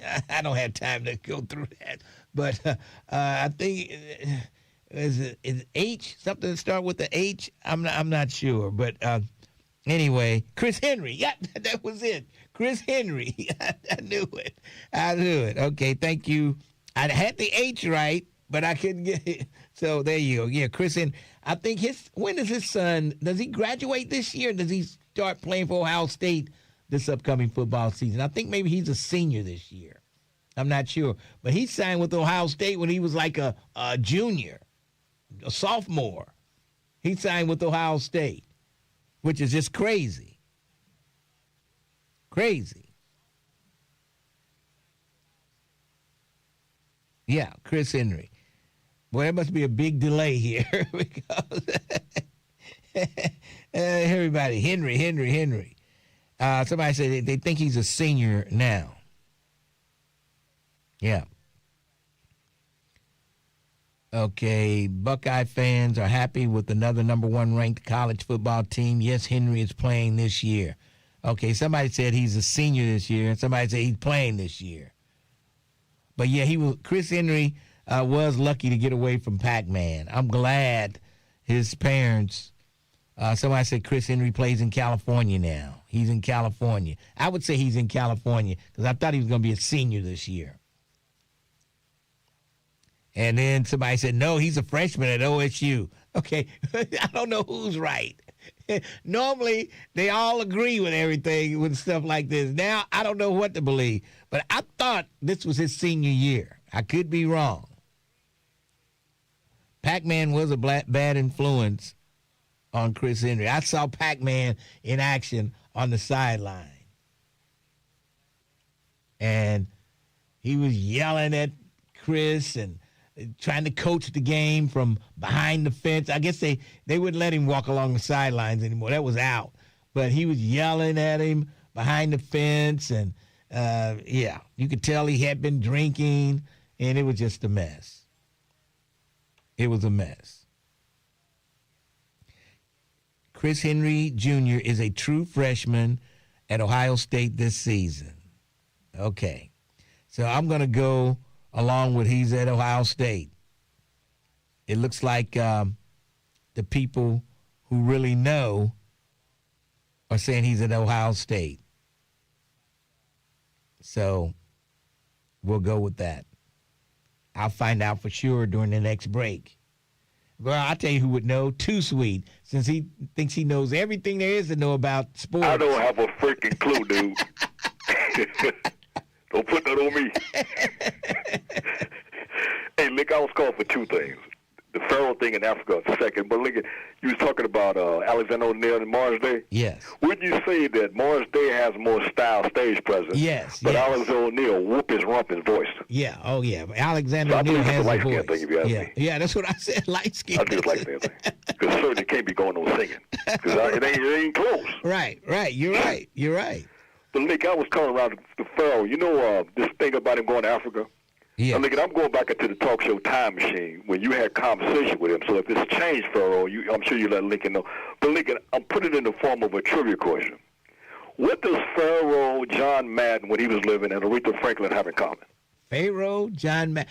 They didn't like to fly. Correct. Okay. So how's Pharaoh going to get to Africa? Well, I don't think he flies, doesn't he? I think he made that clear years ago, unless he changed. Well, no, he had the no-fly when he made that comment about George Bush. Yeah. And the Secret Service came to his house.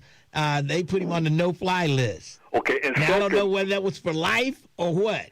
And I think he mentioned back then he don't swim, right? So I'm assuming he's not comfortable being on a vessel to get over to Africa, right? Right. So I'm thinking there's no way, even if he wanted to, he probably wouldn't do it. He can't get there, right? All right. So that's what I was thinking. I was just thinking about that, Link. Yes. So, yeah, I think I don't know if they put him on that no-fly list for life or what. I'm not sure. And those dangerous comments he just made the other day about the Supreme Court Justice and Tim Scott was kind of off the chain. What did he say? About, about them, they should be dead if you want to get into that. Come on, General. Yeah. You was tripping real hard on that, man. But that's all I have, Link. Oh, Link, by the way, Link, you didn't say anything last month about the governor of New Jersey who just came in this year, and about the illegals that were on the voter rolls. The illegals what? That was on the voter rolls in New Jersey. Right. Okay. You didn't bring that up, I don't think. I didn't see it. I didn't see about illegals on the voting rolls. Remember, she said back here in the middle of last month, in New Jersey, there were like 6,600 illegals on the voter rolls, and a percentage of them voted in the 22 and 24 elections. And in this article, I think the New York Times, New York Post, and some other publications, but they also mentioned Philadelphia, Nevada, California, Iowa, who also had illegals on the voter roll who voted. And how they get on this voter roll? Okay, is this hearsay or do you know this? No, these newspaper reporters reported. The Fox, they probably was from Fox. No, but the governor of New Jersey, she spoke on this last month. She admitted that they had an issue. So you can. Okay, I'll have to. What's his name? What's the governor's name? I think her last name is Carroll. Okay, I'll have to find that. She talked about the 6,600 on the voter roll, and a percentage of them has voted in the 2024 elections. So there's something to it. But some folks speculate that it was a lot more folks who voted. Yeah. But here's the thing, according to these articles, 19 states, as soon as these illegals, I guess, get temporary license or ID, they automatically get placed on the voter roll. Yeah. For some strange reason.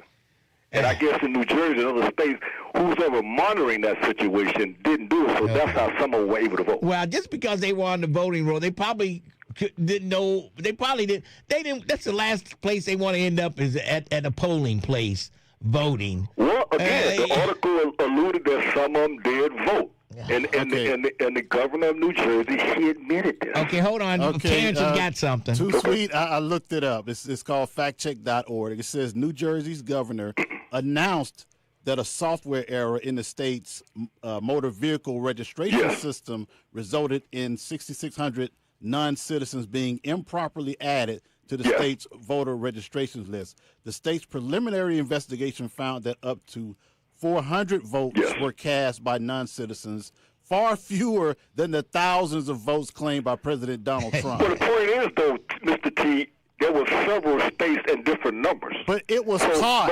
But you and Lincoln said, oh no, it doesn't happen at all. It was caught.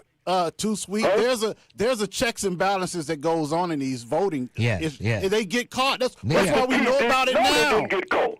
They voted in 2024 election. You conveniently leaving that out, Mr. T. You didn't mention that. They voted in the 2024 400 out of probably a million or so. What damn difference does it make? You people are saying nobody does it. And like I say, I'm sure the people that did it, they probably were Republicans, first of all. No, hold on. Stop right there. It was a mixture of all three categories.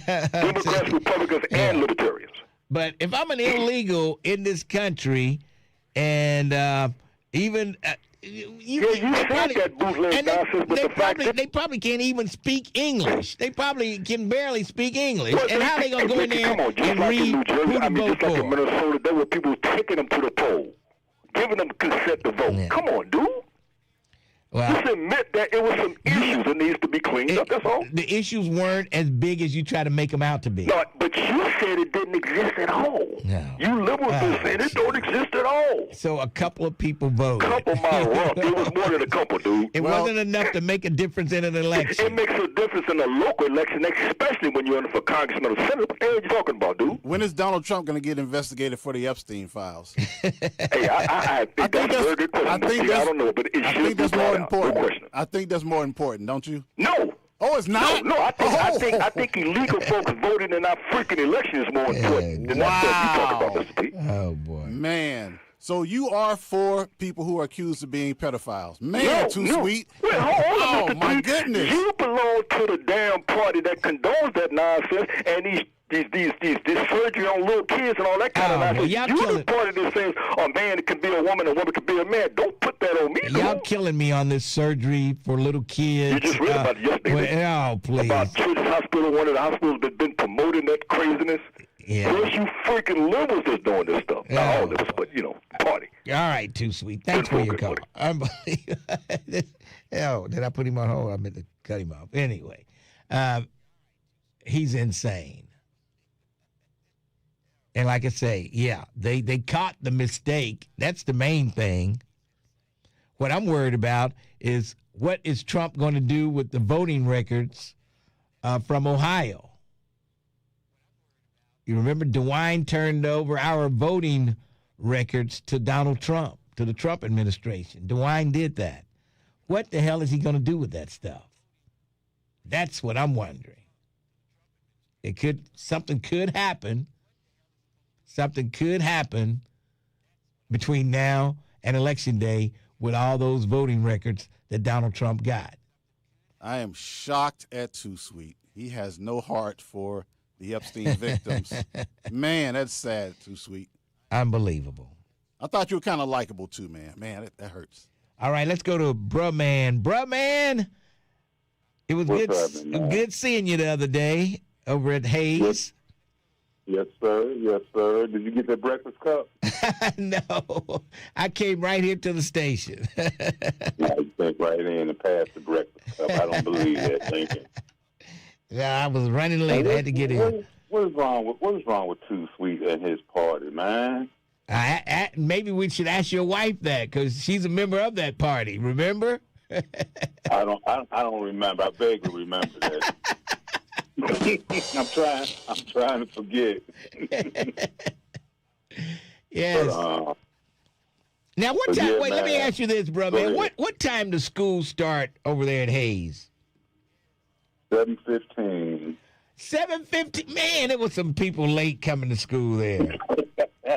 First day, Lincoln. First day, you should be on time. That's the day you should be on time. The first day. Come on. That's what time they come in. I don't think classes start till about 8. That's what time they start coming in. You sure? Okay. Oh, you sure? I thought they started at 7:30. No, it started about. And they when they come to school, then they go to the auditorium, to the gym at 8, and then they go to their classes. So maybe They got to eat breakfast, Lincoln. Okay. All right. Okay. You didn't eat breakfast in elementary school, Lincoln? No. When I was in elementary school, there was no breakfast there. You ate at home. Wow. No. Oh, we're talking about the 50s. We're talking about in the 50s when I went to elementary school. So you spent plenty more in school hungry? If I didn't eat before I left, yeah. Okay. Was there anything to eat before you left? At home, yes. Oh, okay. I was just checking, Lincoln. But what I'm talking about is, only thing we got in school, we didn't get snacks after school, and like these kids now, they got it easy. I heard that, Lincoln. They got it easy. We had to if we had to go home for lunch. We got a chance. If you sent these kids home for lunch, they wouldn't come back. But Lincoln, when we went to school, Lincoln, our lunches was delicious. Yes. They were. Yes. They used to have what they call phony conies. They had the ground beef on the bun with the cheese, and there was no hot dog in the coney. They called them phony conies. And they had the best sloppy joes in the city. Yes. And the best fish squares. On Fridays they had the fish squares. Yes. All right. Peanut butter, all that, man. Stop having me reminisce, man. All right. Well, I'm out of here, Lincoln. It was good seeing you there the other morning there. I didn't know you worked over there at Hayes. No, Lincoln, I was just there, Lincoln. Oh, you were just there. Okay. Yeah, I was just there, Lincoln. And you look like an employee. You just don't want people to know you worked over there.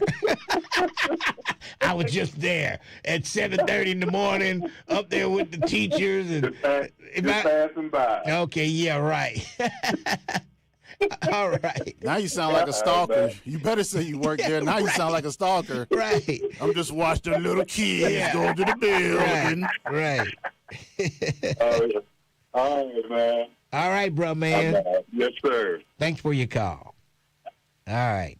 Yeah, right. He was just there. Okay, you're just there at 7:30 in the morning. No kids of yours anywhere.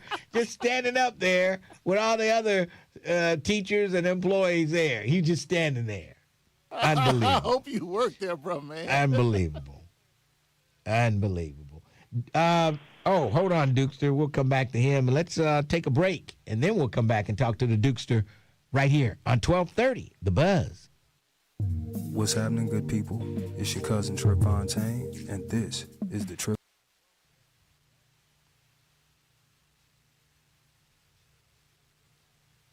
Okay. Yeah, bro, man. Little kids. How y'all doing today? I'm just here to speak to y'all. Jeez. Hope y'all have a good day. The best macaroni and cheese a mother at my church who has since transitioned cooked at the school. It was great. Yeah, I used to love those phony conies. Yeah. Had the hot dog bun, cheese, the ground beef, and no coney inside. no hot dog. Yeah, I think my uncle had to chop wood, or my father, one of them had to chop wood before they went to school. Oh, boy. He sound like Patches. Yeah. Patches. Yeah. I'm depending on you, son. Yeah, if my dad was still living, he'd be well into his 90s if he was still living. Yeah. Did we have breakfast at school? No. There was I'm thinking not in the 50s. No. No. There was no breakfast at school.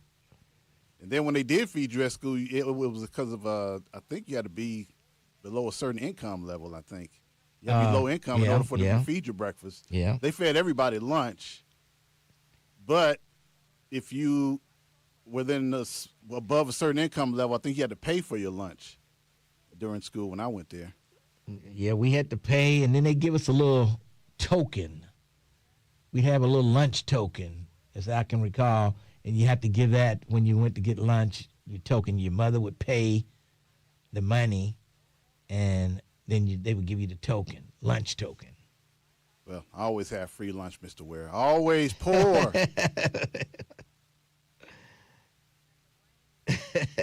Lincoln wants to walk up to unsuspecting children, and bruh man hangs out at elementary schools.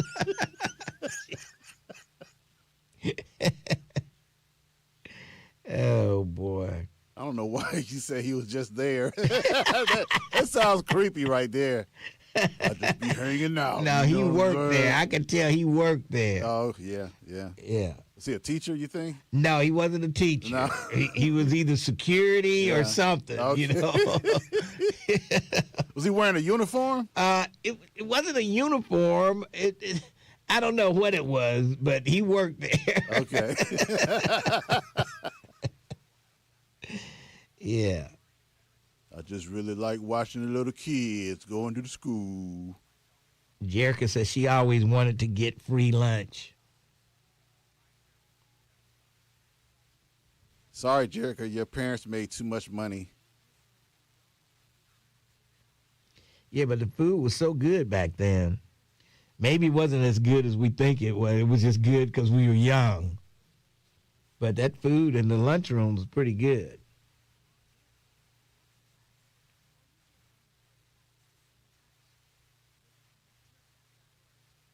We don't even know bruh man's name. All we know is bruh man.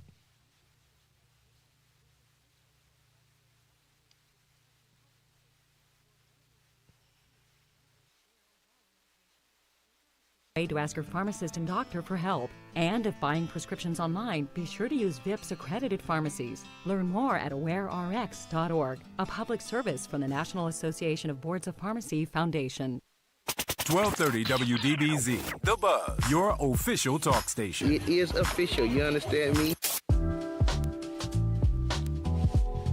1230 WDBZ, The Buzz of Cincinnati, your talk station. It's Lincoln Ware. It is Thursday. Let's go to the Dukester. It's Free Side Thursday. Let's find out what's cooking today. How you doing? Hey, good morning to you, Lincoln, and happy Free Side Thursday, Buzz listeners. Although it was wet and rainy this morning, I think it's going to be okay, especially if you march into Thursday with a positive attitude. And don't be like the captain that lost the ship to the wind. Don't spoil your day listening to a friend. Now, I still have tickets for the Lincoln Courts Laura Home West End Dance. That's this Saturday. And it's starting around 7 o'clock, 7 to 12 o'clock. It's going to be at the Lake Ridge Hall at 7100 Pippin Road. No sense in paying full price when you get a discount ticket at the Dukester. Now, on our menu today is our Icelandic grilled or deep-fried codfish with macaroni and cheese, smothered cabbage, and cornbread. Or stop in for a big quarter-pound Duke burger platter with fries and coleslaw. We're also featuring our country fried chicken with green beans and potato salad. But my pick for today is our baby beef flavored onions with gravy, rice, and fried green tomatoes. It's your Thursday, folks. Make it a good one.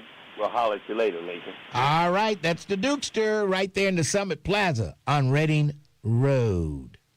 Yes. All right, 513-749-1230. Lincoln Ware with you.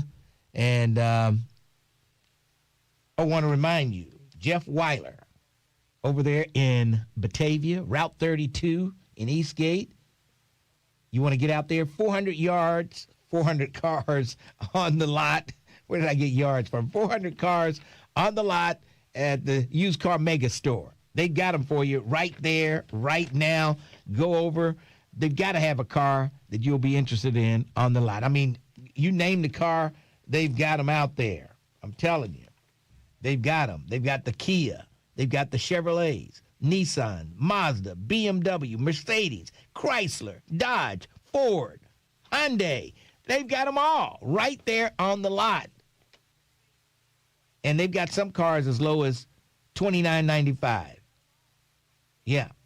Payments as low as $199 a month. They'll get you financed. If you need a car, they'll work with you to get it done. And come on out there, join me. I'll be out there on August 29th. That's the week from Saturday. I'll be out there broadcasting live at Jeff Weiler. The phone number, if you want to call, 513-943-5400. That's 513-943-5400. Jeff Weiler, Used Car Mega Store. Yes. All right.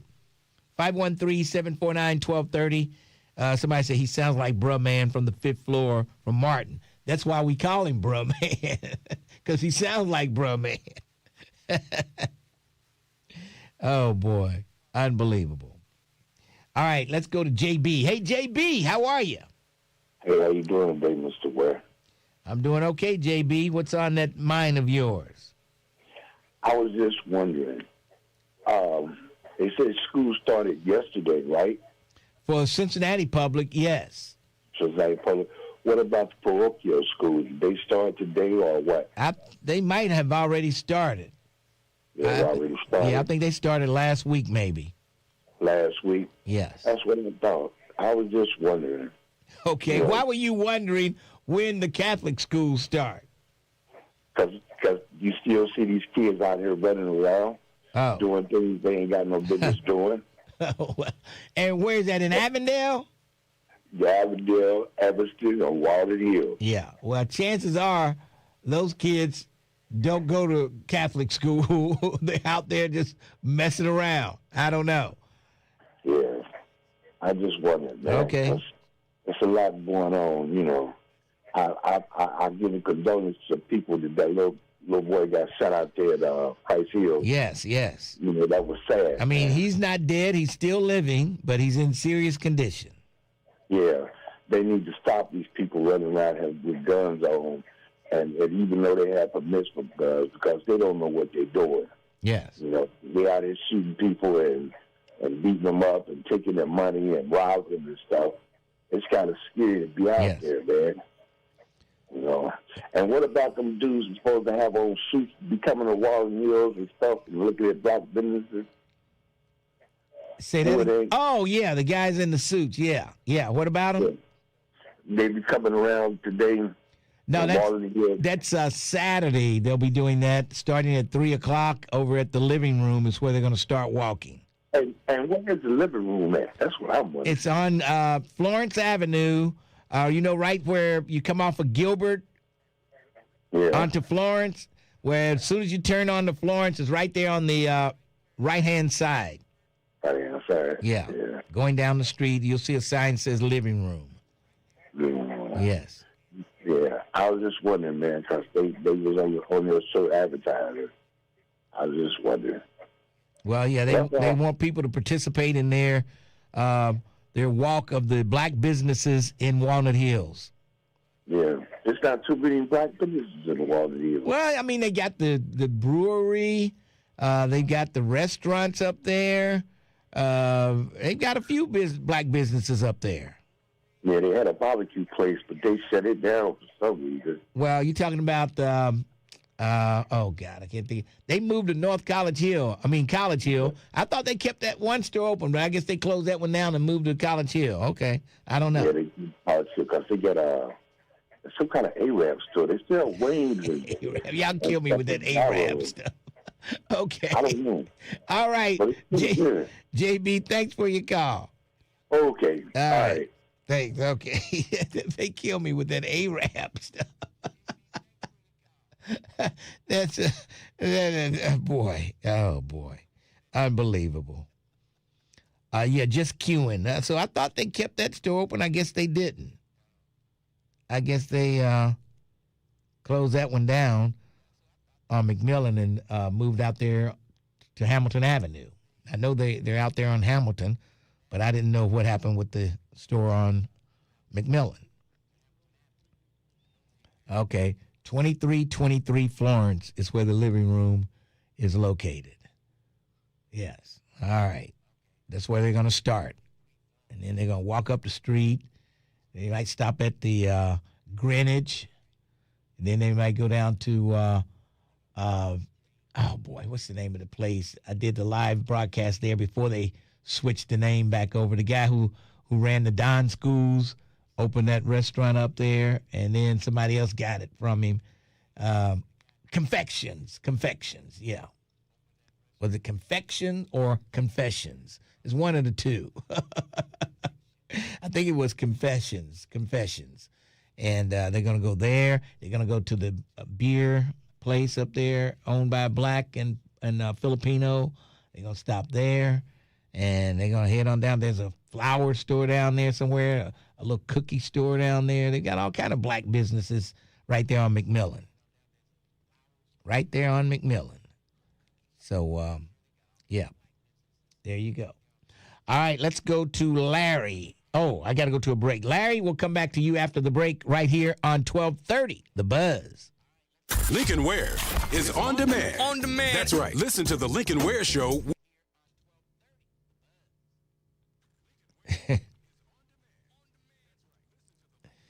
Oh, boy.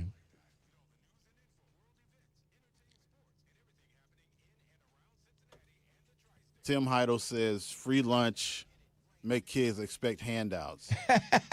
Jeez. I've gotten free lunch my entire life going to school. I started working at the age of 16, and I haven't stopped. I was doing janitorial work at the age of 16. Not a lot I could do at the age of 16, but I did start working. And just because you got free lunch, you wasn't looking for a handout. No, not as an adult, because I knew I had to get out there and make it. Thank you very much. And Tim Heidel, he has this thing about black folks. He think all black folks are poor and live in Section 8 housing. Yeah, but Donald Trump is giving out handouts to his billionaires. Right. Those kind of handouts are okay. Yeah, those are great. Yeah. Now, the event is not a bar crawl. They're going to all businesses. Whatever bar is along the way, they'll stop there, but they're going to any type of business black folks own up there in Walnut Hills. It's not a bar crawl. They're going to have their kids with them. Young men, they're going to have their sons with them, or young boys will be there with their little suits on. Everybody's going to be dressed up.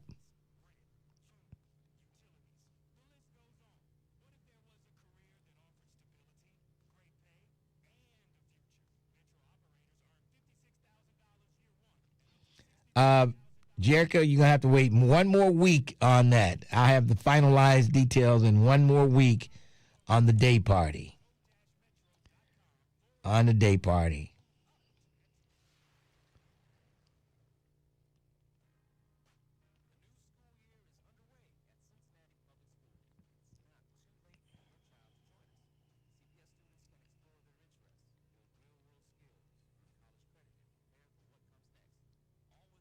Okay, J. Rod still has, I don't think it's BP anymore, James Muhammad. It's not BP anymore. I think it's something else. Is it Marathon or something? I don't think it's BP, James Muhammad. And he's got the lottery there.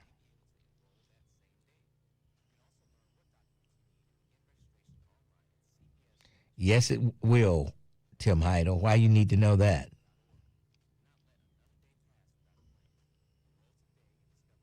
Yeah, they never talk about the poor white folks in the rural areas.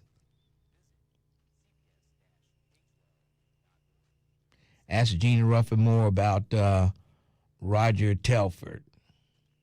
Okay. Oh, Jocelyn Construction is next to the living room. I guess they'll stop there, too. That's a black business. They probably won't be open on Saturday. But, you know.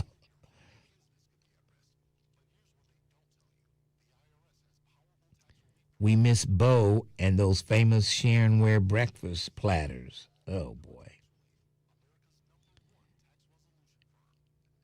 God. Will the day party have free appetizers for the first 30 minutes? There you go. You might be right, Tim Heidel. He's looking for a handout.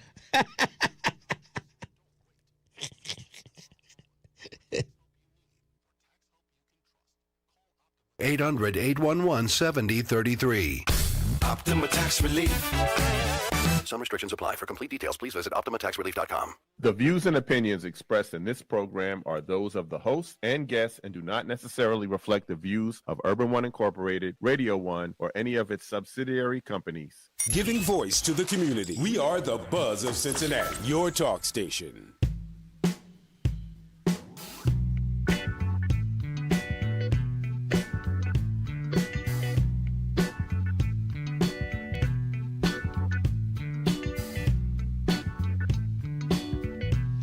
1230 WDBZ, the Buzz of Cincinnati, your talk station.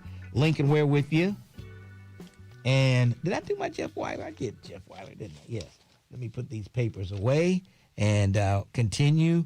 And we're in $40 trillion worth of debt. $40 trillion.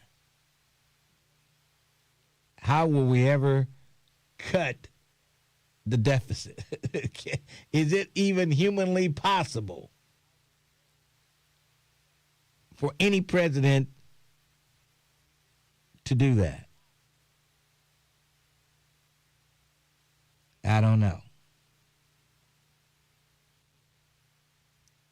The national debt increase since Donald Trump took office for the second term in January 2025. National debt has grown by $3.8 trillion. I believe it.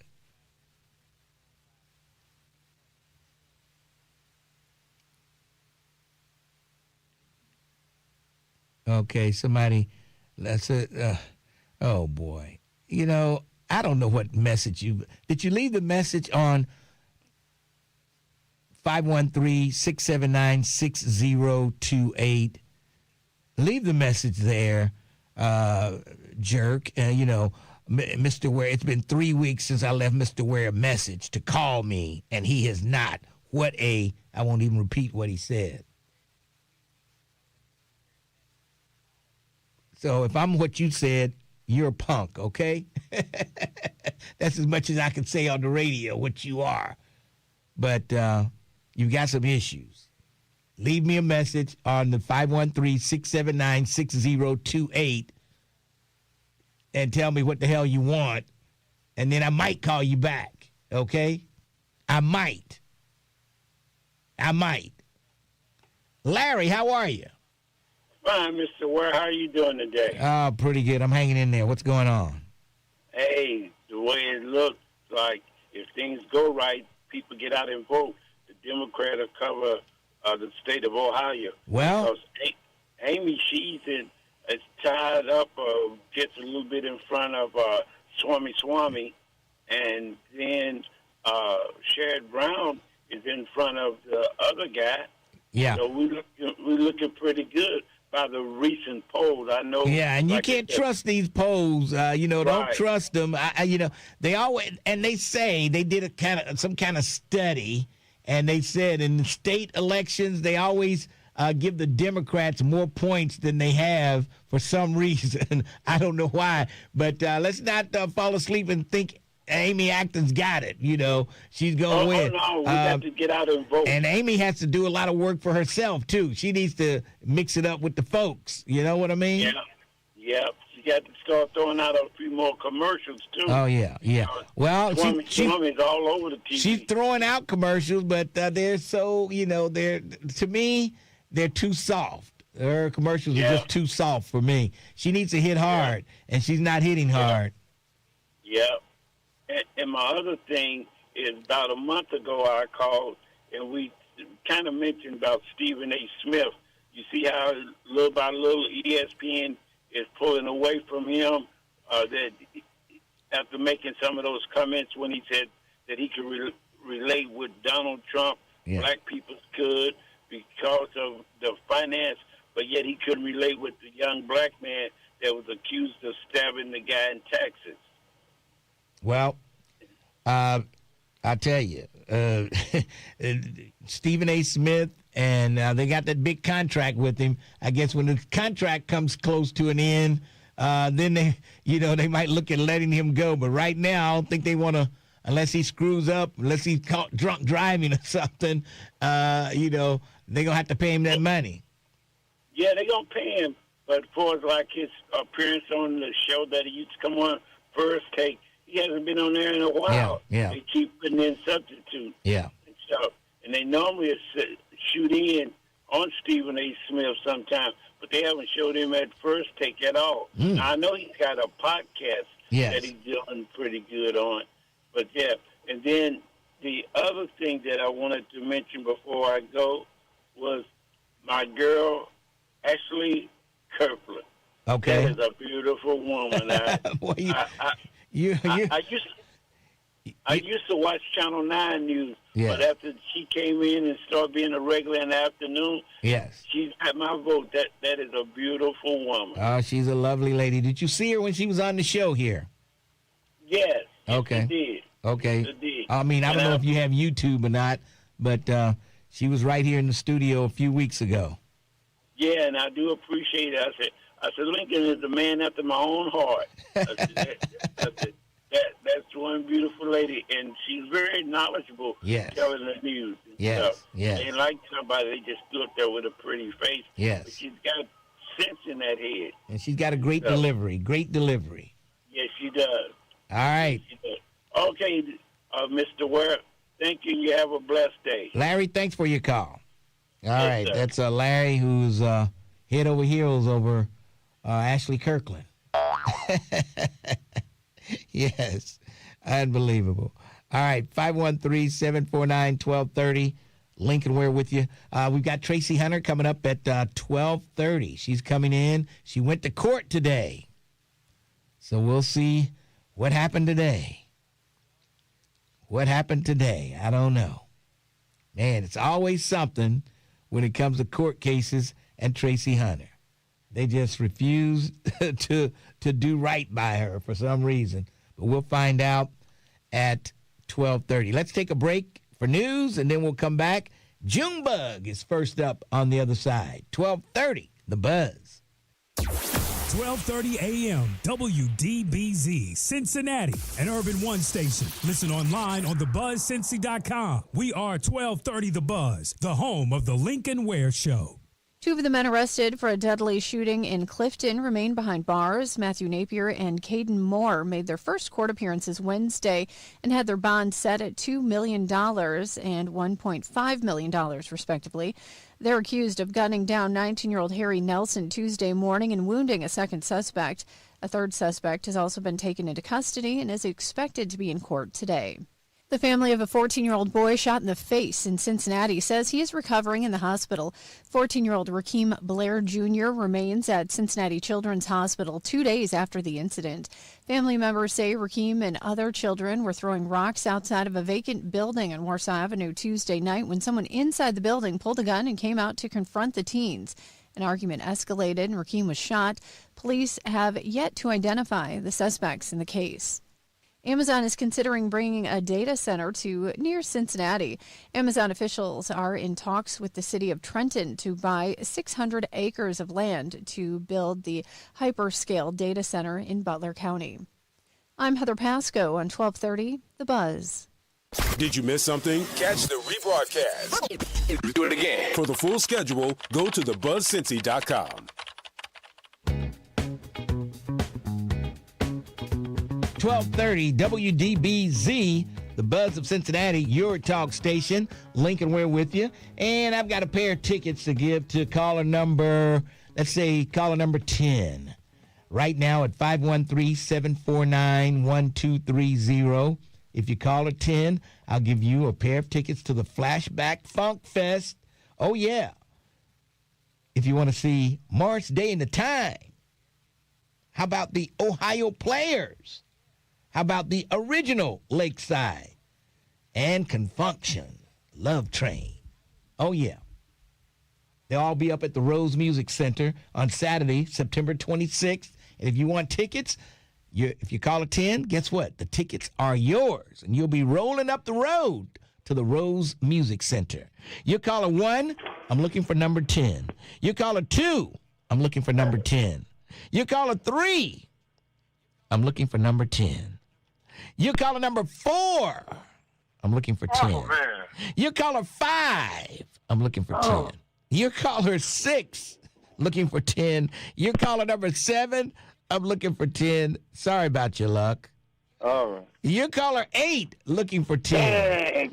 You call her number 9, I'm looking for caller number 10. Hey, guess what? What's that? You're caller number 10. And the winner. Hey, must be my lucky day, huh? It must be. What's your name? Vanessa Sparks. All right, Vanessa. Okay, I know you, don't know Vanessa Sparks or something. Oh, a little bit. We go way back. Okay, that name sounds familiar. Wait, you're the one that's always about the housing, right? Absolutely. Not only housing, but economic development. Okay, that's why I know that rights name. and everything under the category. Okay, that's why.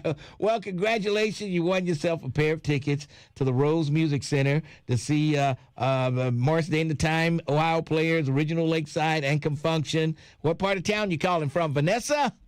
I'm citywide, Mr. Ware. You know that. Okay, all right. What station just made you a winner?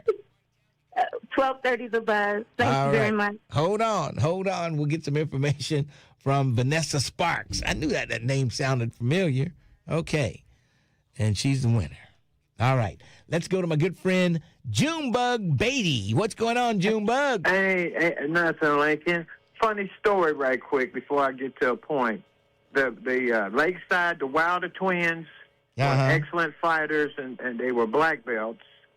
And I used to go up to Central State, and we used to really get it on. They never beat me, but we used to have a true story. We used to have a lot of fun. Okay. And so we used to have Roger and the Human Body, Ohio Players come and perform for us at Antioch. Oh, okay. Damn near every other month. We used to have a ball up there just for the black students. All right, Roger and the Human Body. That was Roger Troutman's. Zap. Yeah, right, yeah. Yeah, a friend of mine used to manage them. I forgot his name, but his last name was Nance, was his first manager. Okay. And his brother was one of the Shantae Warriors with our kickboxing Kung Fu karate group. We were all black belts.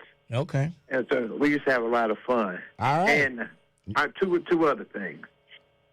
I know you mentioned Marilyn Shevardek and Scott Croswell the other day. Yes, two of the best criminal lawyers with Clyde Bennett in this city. Yeah. I know Marilyn personally. I know Scott personally. I've used Marilyn. Marilyn is the magician. There's no better criminal lawyer in the state of Ohio than Marilyn Shevardek. Frank Sinatra said it best. When you fly high in April, you get shot down in May. Okay? Now, about that $40 trillion debt, let me tell you one way to get rid of it. How can professional teams, NBA teams, NFL teams, and all these teams, they're nonprofits. Yeah. $1 billion entities. You know this. Well, I don't think the teams are I think the NFL itself, the office of the NFL is nonprofit. I don't know if that trickles down to the individual teams or not. Yes, it does. They're nonprofits, Lincoln. They're nonprofits. That's crazy. But you never hear, this is what I hate about our politicians, especially the Democrats who say they're for the people.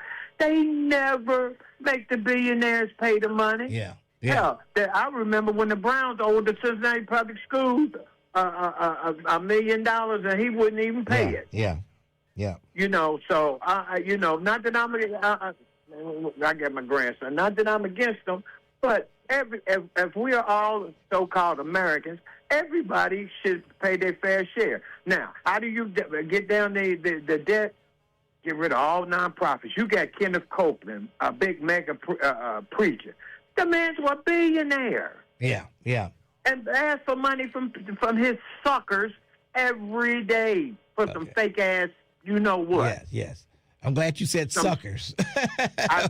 You understand what I'm saying? Some stuff that was invented 2,500 years ago. Yes. When African Americans had culture in Africa 5 million years ago, they was building stuff and everything. Some people say churches need to pay taxes. Do they really? They sure the hell do. I don't know. I don't know. I said all. They selling garbage. Every last one. The Muslims, the Jewish people, the Christians, the Hindus. They all. You know how I feel about that. Okay. You know how I feel about that. Okay. I ain't giving you a penny. I'll give somebody in need some money, but I ain't giving a church $1. Oh, boy. I just don't believe it. They need to keep the lights on. They need to keep the lights on. They need to pay their light bill. Go ahead. There would be one church. I'd put that on Mars, and then I'd blow that up. Oh, boy. Think for yourself, Lincoln. Think for yourself. And as long as our people have that chain of religion, See, black people, you know what we need to do, Lincoln? Black people need to do? What? They need to become hunters. You know, go kill a deer, a squirrel, or something, so that your mentality, if you have to defend your family, you just think of that as killing an animal. Oh, boy. Because it's going to, no, listen to me, and you know this. You were in the Marines. You know that it's the way this country is headed. We don't want to be slaughtered like they did the Jewish people over there in Germany. I agree with you there. And Okay, you know, it can very well happen to us just like it happened to them. It could happen. There you go. There you go. And what I'm saying is we have to arm ourselves and be prepared. Yeah. That old boy. But I don't think they would be able to do it as easily to black folks as they did over in Germany. They wouldn't be able to do it that easily. I hope not, because you know they be at your door and you be in there praying instead of shooting. Oh. you know what I'm saying? All right, but wait a minute. Get rid of all the nonprofits. Get rid of all these trusts. And if we all Americans make everybody pay a fair pro rata share to pay down the debt. All right. Okay, I hear you. I don't know. I don't know if that can work. I don't know how. I just don't know how we're going to be able to bring this deficit down. We're at the point of no return now. You know what I mean? Well, no, we're the not. bottom is going to fall out. If somebody comes up with a cogent policy to get rid of all the nonprofits for a while, you could say for the next 10 years. Yeah.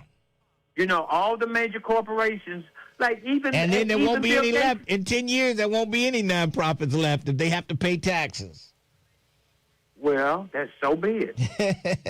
so be it. Yeah. So be it. Only the strong survive, huh? Everybody in America should pay their pro rata share based on their income. Okay, I'll have exclusions like this, Lincoln.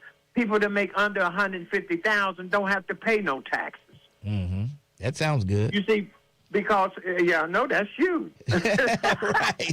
That's most people. That's most there people. There you go. And guess that's what? the majority and of people. $150,000 just gets you middle class. Yeah. Where 10 years ago you was upper middle class. All right, Junebug, I got to run. All right, thank you. Appreciate your call. All right. All right, okay. Unbelievable. He says, go out and shoot a deer or a rabbit so you know how it feels to shoot something. You won't be hesitating. Unbelievable. All right, 513-749-1230. Tracy Hunter in at 1230. And my head always spins when I listen to her. You know, I fouled this and I fouled that and this and that. My head is spinning. It's so confusing what is going on with Tracy Hunter.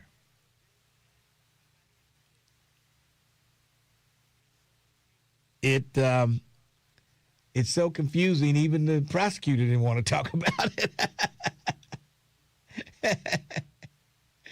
But I do think there's more to it than the prosecutor. I think a judge has to, just like they did my man, Elwood Jones. Just like they did him. Wendy Cross had to throw his case out, and then I guess the prosecutor could then drop it. I guess that's how that happened with Elwood Jones. The judge has to do something before the prosecutor can just get rid of it. I do believe that's how that works. I don't think she can just come in the office one day and throw the Tracy Hunter case out. I'll ask Tracy if it's that easy and hear what she has to say. But I think she's already said it's in the prosecutor can end it today. But the prosecutor says it's in the judge's hands. She can't just end it while it's in the judge's hand. So that's why my head spins every time I hear all this stuff going on with Tracy Hunter. Yeah. So we'll see what's going to happen there. Okay. What does this guy want? Innovator, yes. I do believe, Lincoln, that when you reach amount of wealth, the wealth should be put back into the banks. I mean, if you make a effort to reach a point of wealth, you can get the wealth card. And what point is that? Well, it puts the money back in society where it can be replayed again. And those who made that goal of accomplishing that type of wealth, this can be a new way of bridging and re-bridging over again to a new start. Okay. I'll write that down and pass that along to somebody that can do something about it. Thank you for letting me talk, Lincoln. Okay. All right. Okay. Jeez. Did you write that down, Terrence?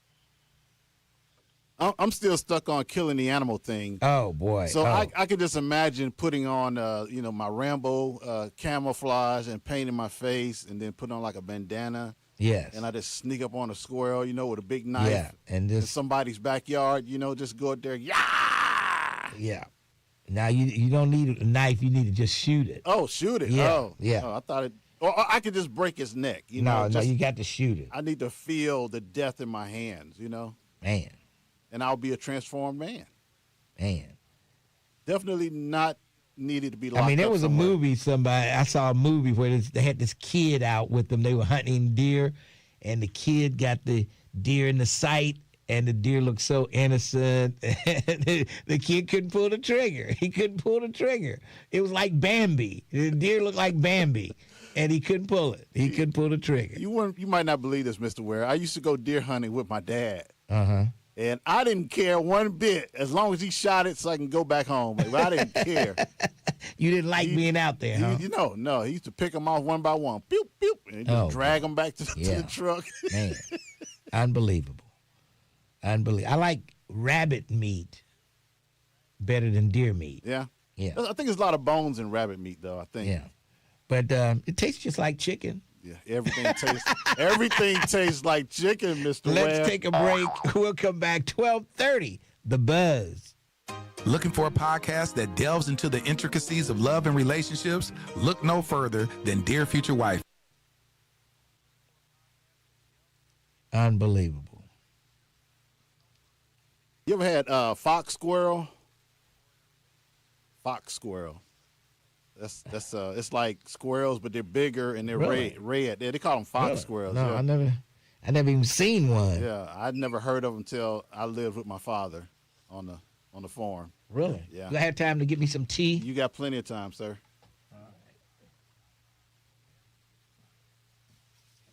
Just leave while I'm talking to you. I'll be talking to myself.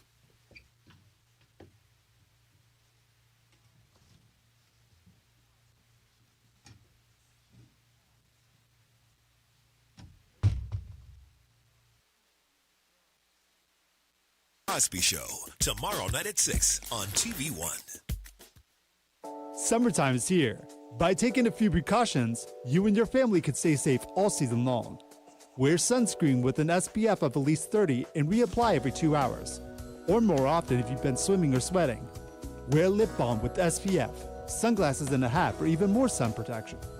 When riding your bike, always wear a properly fitted helmet, bright clothing, reflectors and lights, especially in low light or at night.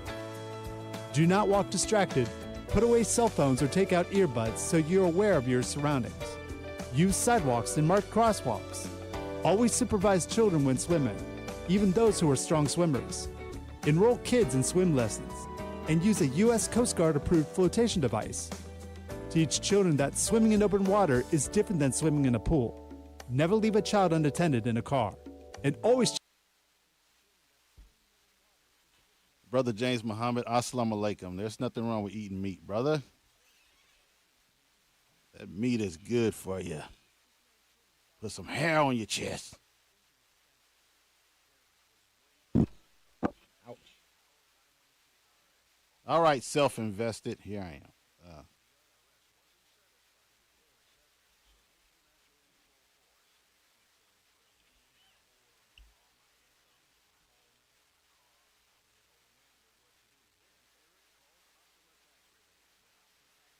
Would you believe I went on a date last night? Man, that was great.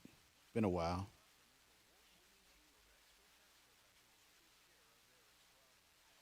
Can't tell you what happened, though.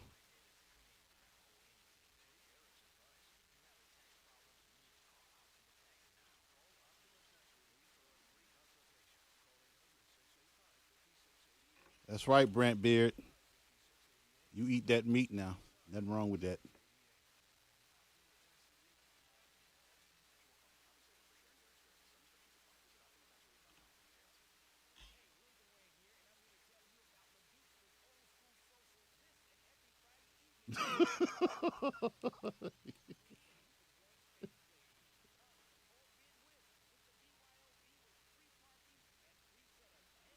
Where's Mississippi James? He should be up here by now.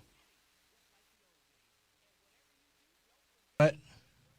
Somebody asked on Facebook Live, where's Mississippi James? I think don't he come up here around this time of the year? He should be back soon. Mm-hmm. They got Skyline back there.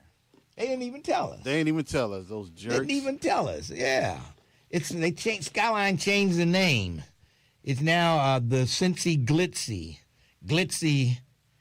Star instead of Gold. Not Skyline Gold Star. Oh. And it's called Glitzy Star now instead of Gold Star. Oh boy. Yeah, Glitzy Star.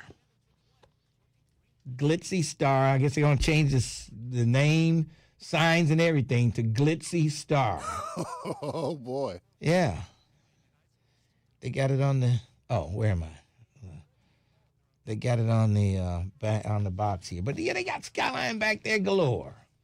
And then say a word.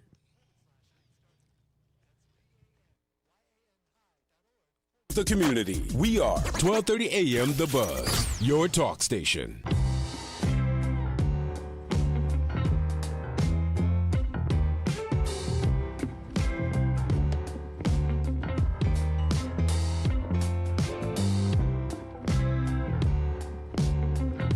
.30 WDBZ, The Buzz of Cincinnati, your talk station. Lincoln Ware with you. And yes, Gold Star has changed their name to Glitzy Star. Glitzy Star. And they brought us some Gold Star. I'm glad a lot of office workers don't come to work anymore. So yeah, I know we have more to eat. They're at home and we get all the food. Yeah. And they didn't even tell us this was back there. I just happened to go back to get me some tea, and I saw all these Gold Star boxes sitting on the counter back there. Yeah, those jerks. Yes. I'm going to go back there and tell them all how jerks they are. And, Don Juan has got the endorsement for Gold Star. He's got his glitzy stuff on. Oh, really? Yeah, send him over here. See if he's busy. He's got some glitzy stuff. Got a glitzy hat and a glitzy shirt and all this stuff. Yeah. I think he gets Gold Star for life or something. He's the Gold Star man here at Radio 1. He gets Gold Star Chili. I get to drive a 2025 Buick Enclave. Which one? Yes, I think I like the Enclave better. I don't know. Is he coming over? Oh, he's on the phone. Okay. All right. So, yeah. Yeah. So there we go. They're changing their name. Changing their name.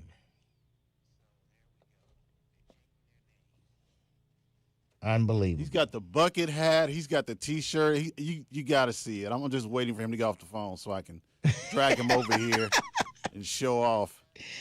Oh boy. His glizzy drip. That's what they call it, drip now. That's clothes. Oh drip. Boy, drip. That's what they call clothes. Yeah, drip, Lincoln. Oh man, get with it, man. Jeez, get with the times. All this new terminology. Oh man, boy. Somebody say it's not change for real. It's a promotion. I don't know. Is it? I don't think it's a promotion.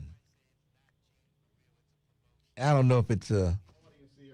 All right. Yeah. Is he coming in? Let's see. Right here. Here's the camera right here. Over here on this side. Here's Don Juan for show. Okay. Yeah, move on in there. There he is. Okay. There. And is this permanent or this just a promotion? Just promotion. Okay. I thought they had changed it permanently. It's just a promotion for the Glizzy. Okay, Glizzy Pack, the Glizzy Pack. They Glizzy Star. Oh boy. And look, they didn't even tell us they had food back there, man. Y'all got to tell us when they bring food. It's plenty. It's plenty. Yeah, it's plenty back there. All right, for show. What the for show? What the for show? Yes. What the for show? I thought they had changed their name for real. But there we go. It stays on the bag. Okay. All right. I can imagine the thousands of women I would attract wearing the Glizzy outfit there, Mr. Ware. All right, she's in the studio. Can we go ahead and take our break now? Yes, let's take a break now. And let me take a bite of this cheese coney, and we'll get Tracy Hunter in here and find out what the for show happened this morning. Yes. All right. Let's take a break. We'll come back. 12:30, The Buzz. 1230 The Buzz wants you to buy Black 513. Black Americans have over $1 trillion in spending power. We encourage you to buy black, not just one day, but every day, 365, 24/7. Go to thebuzzcincy.com and check out our Buy Black 513 page, where you can view a directory of black businesses right here in the 513. All black business owners, we're looking for you. Get featured right now. Go to thebuzzcincy.com and click on the Buy Black 513 banner to find out how you can be featured and expand your reach over the air and the internet. Let's buy Black 513. 1230 The Buzz. What if your next career helped shape the future of Northern Kentucky?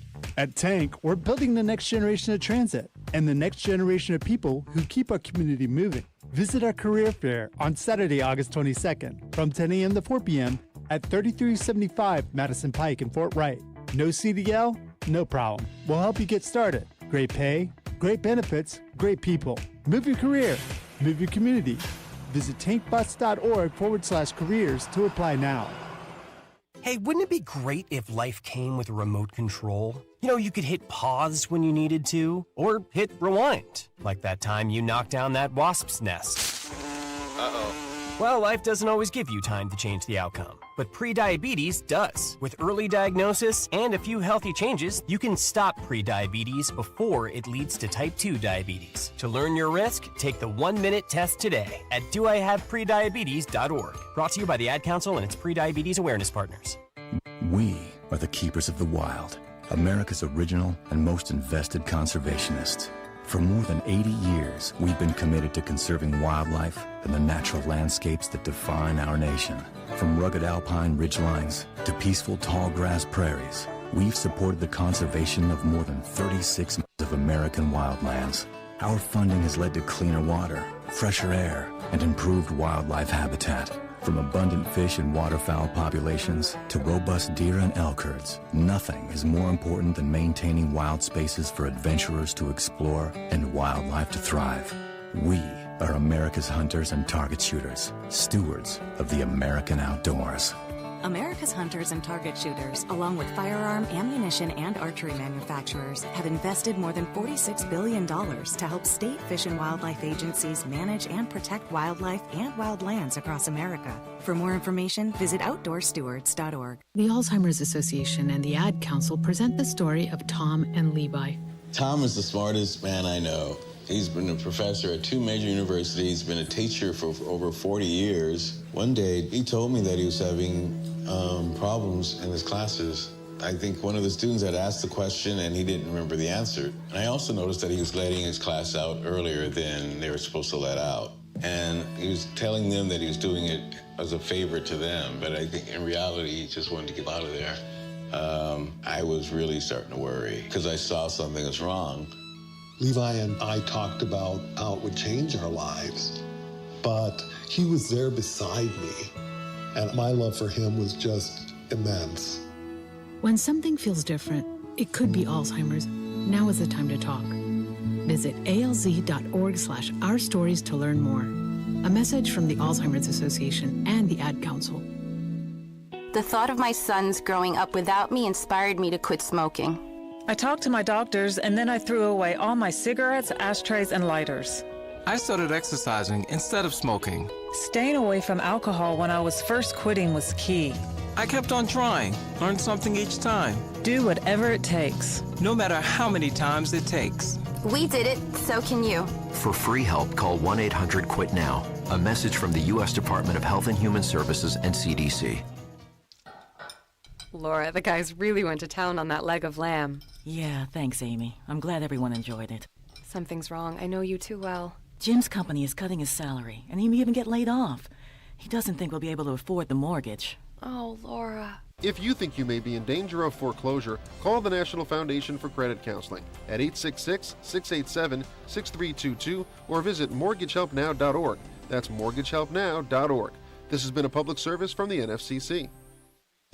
Did you know that when you make time to do 3 simple things each day with your children, talking, reading, and singing, you're helping to shape and strengthen their brains for the years to come? I love to look at the pictures in a book and notice little details about the characters. I pause along the way to ask my child to wonder about how they might feel. When you ask open-ended questions like, what do you notice? Or what do you think will happen next? You're inviting them to be curious. All these rich conversations help develop both their vocabularies and their thinking skills. And it's a great way for you and your child to bond and discover the world together. As a father, helping my child is the most important thing to me. Each of us has the power to create a strong start for our children by talking, reading, and singing with them from the moment they're born, and help them to enter school ready to learn and succeed in life. Visit talkingisteaching.org for free tips, resources, and ideas on how to transform everyday moments into magical moments for learning. 1230 The Buzz. Streaming live on your computer. Log on to thebuzzcincy.com.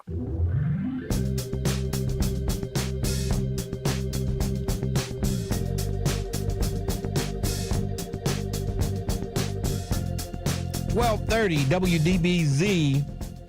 We are the Buzz of Cincinnati, your talk station. Lincoln Ware with you. In the studio with me, Tracy Hunter, who was in court today. And give us the background. What was this court appearance for and what happened?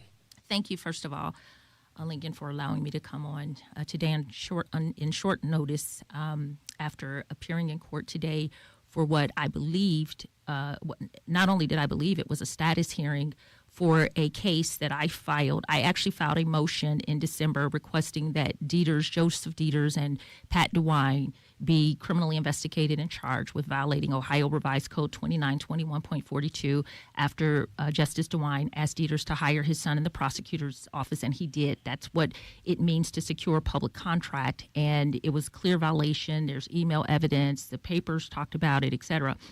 Well, I filed that in December 2025. In March, the court referred it over to the prosecutor's office because obviously there's probable cause, so they referred it to the prosecutor's office to appoint a special prosecutor. And today was my third court appearance, and the Hamilton County Prosecutor's Office has not appointed a special prosecutor. They say that they have looked all over the state of Ohio, can't find anyone, so they kicked it back to the court. They filed a motion several days ago telling the court we can't find anybody. And so today was just a status hearing for us to show up and for them to say that. Well, lo and behold, I show up, and when I walk in, there's 2 white guys standing there talking. One is the prosecutor for Hamilton County, Heekin, who's been there the entire time. Then there's this other guy that he's talking to. We're the only people in the courtroom. I thought he represented the prosecutor's office because he and the prosecutor were chumming it up. I mean, I sat there, I listened to them talk about their siblings, their children, their schools, where they grew up, their neighborhoods. I just thought they were best pals. And then all of a sudden the hearing starts, and this man stands up and says that he's representing Joe Dieters and Pat DeWine. So he is coming in from the Ohio Supreme Court to weigh in on this hearing that, by the way, was, when he finished, I stood up, I said, Judge, I object to this. I said, this is a criminal matter. I move that criminal charges be filed against them, and I am not aware in any scenario where the the accused gets an opportunity to participate in a hearing as to whether or not they are going to be charged with a crime. He claimed that he just happened to be dropping by in another matter and happened to find out that this case involving Dieters and DeWine was on the docket, and he wanted to come and weigh in. So the judge gives him an audience, which, again, I objected to because I believed it was highly unusual. I believe it was unethical. I believe it was unlawful, quite honestly, because these charges or this motion was filed pursuant to a statute that allows a public citizen, if they become aware of a crime that may have been committed and they have and they make good faith effort and there is information available to prove or legitimize the possibility that a crime was committed, that a private citizen can file a complaint. So he's challenging, I mean, he calls me a criminal. He says that the person of my likes has no business making this motion against Dieters and DeWine, and he should consider the source, and it clearly was not in good faith. And he continues to emphasize that I have been convicted of a crime. Now, never mind you, I was convicted of a crime after I was accused of violating that same statute by Joe Dieters. Mm-hmm. So Joe Dieters, who accuses me of hiring a family member, which obviously, of course, I never did not. Then he says, well, you must have gave your brother something, which of course I did not, and they've never produced or identified anything because I did not. So the person who accuses me is actually violating this statute. And then Pat DeWine, who we have email documentation, multiple documents, not just hiring his son. There's some other people he hired that he had no business hiring, also through the prosecutor's office. He participated in upholding the conviction against me. So two people who violated that law accused me of violating the statute, upholding conviction against me, but somehow they're credible, more credible, and this is a vendetta. This is how the Ohio representative from the Supreme Court placed it. This is a vendetta. This has been argued in all of the different levels of government and goes on and on. And then he said that particular issue had already been decided and dismissed. He lied because although that case was dismissed eventually. Now, Cecil Thomas, and I did bring this up in court today, and I said, now, normally he would have been there. He's been at every hearing, but today he was out of town, and so he couldn't participate. I said that the initial complaint against Dieters and DeWine was not filed by me. It was filed by Senator Cecil Thomas when he was a senator. And it was immediately after being investigated, it was substantiated by the prosecutor for the Ohio Supreme Court that did, in fact, find probable cause that Dieters and DeWine broke the law. Well, at the same time that Senator Thomas had filed the complaint, other people had also filed complaints against Justice DeWine. And Justice DeWine, they combined both complaints. They combined the complaint that Senator Thomas filed with the complaints that other people had filed, and I believe it had something to do with conflicts of interest between DeWine being on cases with his father, Governor DeWine. So they found probable cause that both of those, that there was, probable cause in both instances to proceed against DeWine. So they combined the charge. Well, DeWine at the time then filed a motion challenging the fact that they had combined the charge, and he said it was wrong for them to do it. So the court said, okay, we'll dismiss the one against Dieters and DeWine, not because they determined that they had not violated the law, but because of a technicality that they shouldn't have combined the charges. They could have and should have refiled the charges against Dieters and DeWine, but no one ever did it. But he made it sound today as if they had a hearing and decided that he didn't break the law, and that's totally not true. It was completely dismissed on a technicality, had nothing to do with their finding because it had already been substantiated that it looked like they broke the law. Yes. And so someone at that point should have filed a charge, and to be honest, the Hamilton County Prosecutor's Office should have filed a charge. Now, he was a prosecutor at that time. Well, once he was gone and the way was cleared, then someone else should have filed the charge. But because no one else did, I stepped up to the plate, and under the statute, I filed the charge.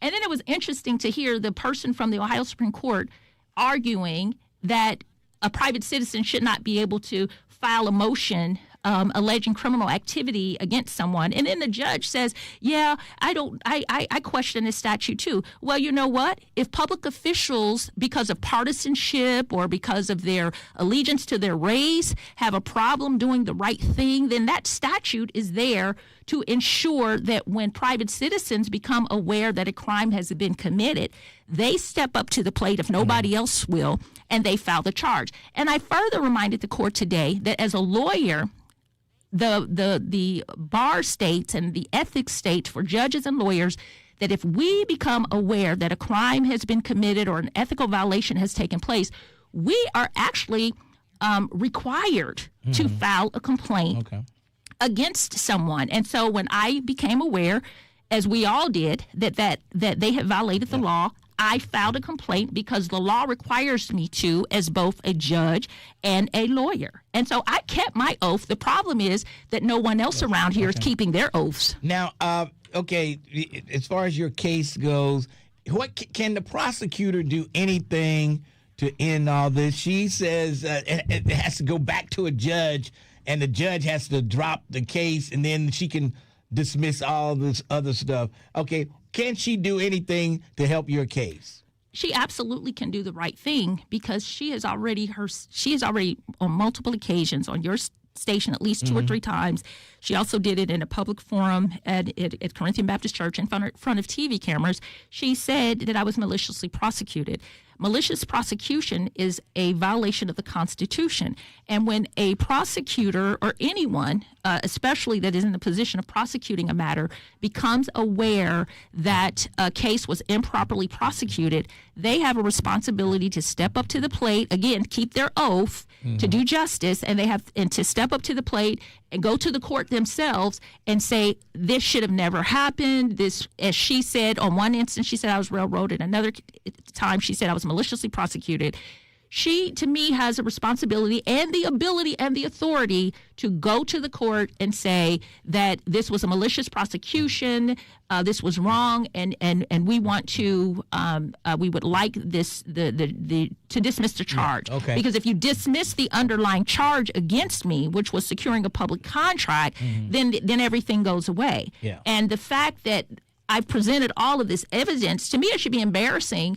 But apparently people don't get embarrassed by breaking the law. It should be embarrassing that we've come forward and proved that they tampered with computers. It should be embarrassing that we've proved that they fixed the jury and that the jury forewoman had a relationship with the special prosecutor. It should be embarrassing that 1/4 of the jury, 3 jurors, all came forward and said that they found me not guilty, and had they been polled, they would have said so, except for the behavior of the jury forewoman who was connected to the prosecutor. And why didn't the judge let, I don't know who your attorney was it Clyde Bennett? It was Clyde Bennett. Okay, why didn't they let him poll the jury? Well, the judge was supposed to poll the jury, and Clyde immediately asked for the poll, which is what the law says. It says as soon as the jury verdict is published, which means it's announced in open court and the defendant and everybody else becomes aware of what the verdict is, then either side, the prosecution or defense, can immediately ask for a jury poll. We immediately asked for the jury poll, and at that point, Judge Norbert Nadel said, I'm not going to poll the jury, and then he dismissed the jury. It was not only irregular, it was unlawful, and it was unethical. And the fact that every judge or every lawyer in Cincinnati and Hamilton County didn't stand up and say anything. Yeah, nobody said anything. I actually had received some private communications between some lawyers that one had sent me. She was a Republican lawyer. She sent me some communications with a lot of different lawyers, and they were all talking about, how this is wrong and how this is not going to stand and how this is going to be overturned. But the problem was it wasn't. And so all of these lawyers know it, and they were talking about it, but I don't understand this immense fear of Dieters and the power structure that everyone, and I will say this morning when I stood up, I said, Judge, please, if you allow me to address the court, and thankfully he did.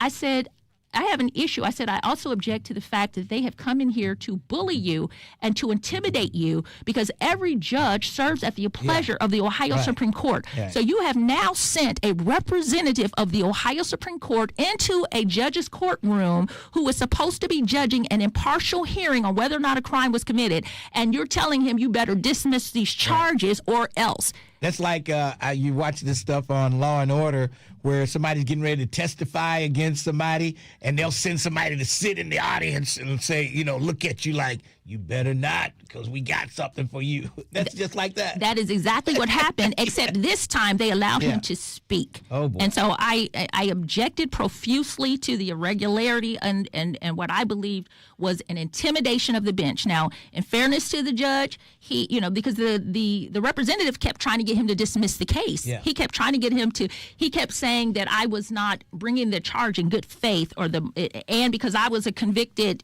I was convicted, that I was not credible. And so I finally said, the ethical complaint was brought by Cecil Thomas, who was a 27-year retired veteran of the Cincinnati Police Department. I said he term limited out of city council, he term limited out of the Senate office for the state of Ohio, and now he is Ohio representative. I said he brought that complaint. And normally he would have been sitting here today, but he was out of town. And so you can call me a convicted felon, but what about everyone else that steps up to the plate? How do you argue against the fact that it was public record, that all of the newspapers published it?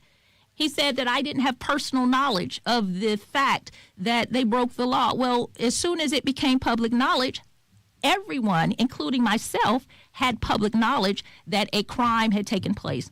And so, in all fairness to the judge, he didn't dismiss it, which is what the person was pressuring him to do. They wanted him to dismiss it. And I said, well, in all fairness, because I was not expecting a hearing today, this was a status hearing on finding a prosecutor, and now I'm being blindsided. And he was just laying out, he says, every court has heard this, just going on and on. And I said, well, maybe this should be continued. So next time, the person who actually brought the complaint with the state can be present, and I can also, use the law, because the law fully supports them being, prosecuted and investigated. But because I walked into basically an ambush today, yes. I was not prepared to argue a case, let alone have one argued against me while I was sitting there. And so we go back in October. He has now allowed, which again is irregular, he's allowing the Ohio Supreme Court to file a motion to argue why they should not be charged with crimes, which again, like I said, is highly irregular. They should not be participating in this process, but he did tell them to serve me notice, and I, in fact, will also provide a response. Unbelievable. I tell you, it's never ending. They're doing everything they can to... because they're used to black people going away, and I hate to say it that way. They're used to intimidating us. They're used to putting the fear of God in us. But, I've been through so much. Yeah. I'm sorry. I just cannot be intimidated any longer, by this white privilege and white entitlement that comes to threaten. Because to be honest, there were some people, magistrates, I will say, that were threatened at the juvenile court the moment that they charged me. And one of them told me and said, yeah, we were told that if we do anything to support or help you, that they're going to fire us. Really? Yes. Oh, man. And so there's a lot of things that I have never shared, but it's getting to the place now where I'm ashamed of the people that won't step forward. Yeah. I'm ashamed. And I brought this up. I said, nobody would say anything. I couldn't get anybody to say anything back when you were going through all this. Until afterwards. And one day, Judge Grant, she was on here, I think it was I don't know if it was a Saturday, she was speaking with Dwight Tillery. And for the first time, I heard her, when he asked her about me, she laid it out. And she went on and she said, well, it had to do with her power. It had to do with her being able to hire people. It had to do with all the money. She laid it out after the fact. But at that time, every single person was afraid. And it hurts me to this day, not just that they didn't speak, but that they're afraid. Because we didn't become lawyers and judges so that we could be afraid to stand up and do what's right. Mm-hmm. All right, let me take a break, and we'll come back and wrap things up here. Judge Tracy Hunter in the studio. Carol will come to you on the other side also. Lincoln Ware, 1230, The Buzz. Every weekday, 12:30 The Buzz has you covered. Let's go! With news, entertainment, and information. Starting at 6 a.m., set your alarm for Get Up Mornings with Erica Campbell. What's going on, Cincinnati? This is Erica Campbell. Followed by The Lincoln Ware Show from 10 a.m. to 1 p.m. Hey, this is Lincoln Ware. Join me for The Lincoln Ware Show. Then it's Keeping It Real. With me, Reverend Al Sharpton. From 1 till 4 p.m. News, entertainment, and information. We've got it all right here on 12:30 The Buzz. Did you know there's help to pay for heating costs this summer? Through September 30th, income-eligible Ohioans can apply for assistance in paying their electric bill, purchasing an air conditioner or fan, or making repairs to their central air conditioning unit through Ohio's Home Energy Assistance Summer Crisis Program. Older Ohioans can call Council on Aging for more information or assistance with their application. For more information, call 513-721-1025. Menu option 2. Or visit www.help4, that's the number 4, seniors.org/HEAP. That's HEAP. 2 jazz masters, 1 unforgettable concert. Grammy Award winners Branford Marsalis and Diane Reeves celebrate the enduring legacy and music of jazz legend John Coltrane. 1 night only, September 10th at the Aronoff Center. Branford Marsalis and Diane Reeves celebrating the legendary John Coltrane. 1 night only, September 10th at the Aronoff. Tickets at cincinnatiarts.org and 513-621-ARTS. All right, son. Time to put out this campfire. Dad, we learned about this in school. Oh, did you now? Okay. What's first? Smokey Bear said to. First drown it with a bucket of water, then stir it with a shovel. Wow, you sound just like him. Then he said. If it's still warm, then do it again. Where can I learn all this? It's all on SmokeyBear.com with other wildfire prevention tips, because only you can prevent wildfires. Brought to you by the USDA Forest Service, your state forester, and the Ad Council. We got out of Washington State, and I think a week after, state went on lockdown for COVID. So then when we transitioned to Texas, it was very much so like, what are we going to do now? Operation Homefront has allowed our family to make something of ourselves again in the world after the military. It's completely changed the way our life is. It took us from a hopeless situation, and now we're homeowners. We have a savings account. I'm the first one to own a home out of my siblings. Visit OperationHomefront.org to learn more. At the YMCA, finding your why starts by making an impact together, touching lives for the better. It can be the gift of time or treasure, supporting a community through talent without measure. Here, compassion fuels commitment, finding fulfillment through enrichment, serving and improving. What a way to live, and what a gift it is to give. Find your why and get involved today at ymca.org for a better us. I'm jumping in with my clothes on. Most party fouls are pretty dumb, but if you decide to drink and drive underage, you could lose your license and your freedom.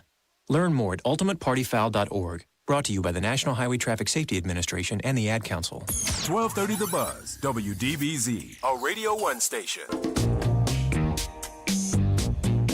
1230 WDBZ, The Buzz of Cincinnati, your talk station. Lincoln Ware with you. Tracy Hunter is in the studio with me talking about her court case this morning. And Carol, you had a question for the judge. Lincoln, I don't have a question, but I got a comment.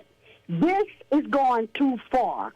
Every black person should have been in that courtroom backing this lady. She should not have to be going through this.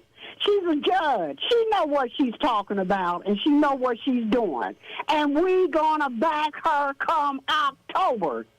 This is disgusting.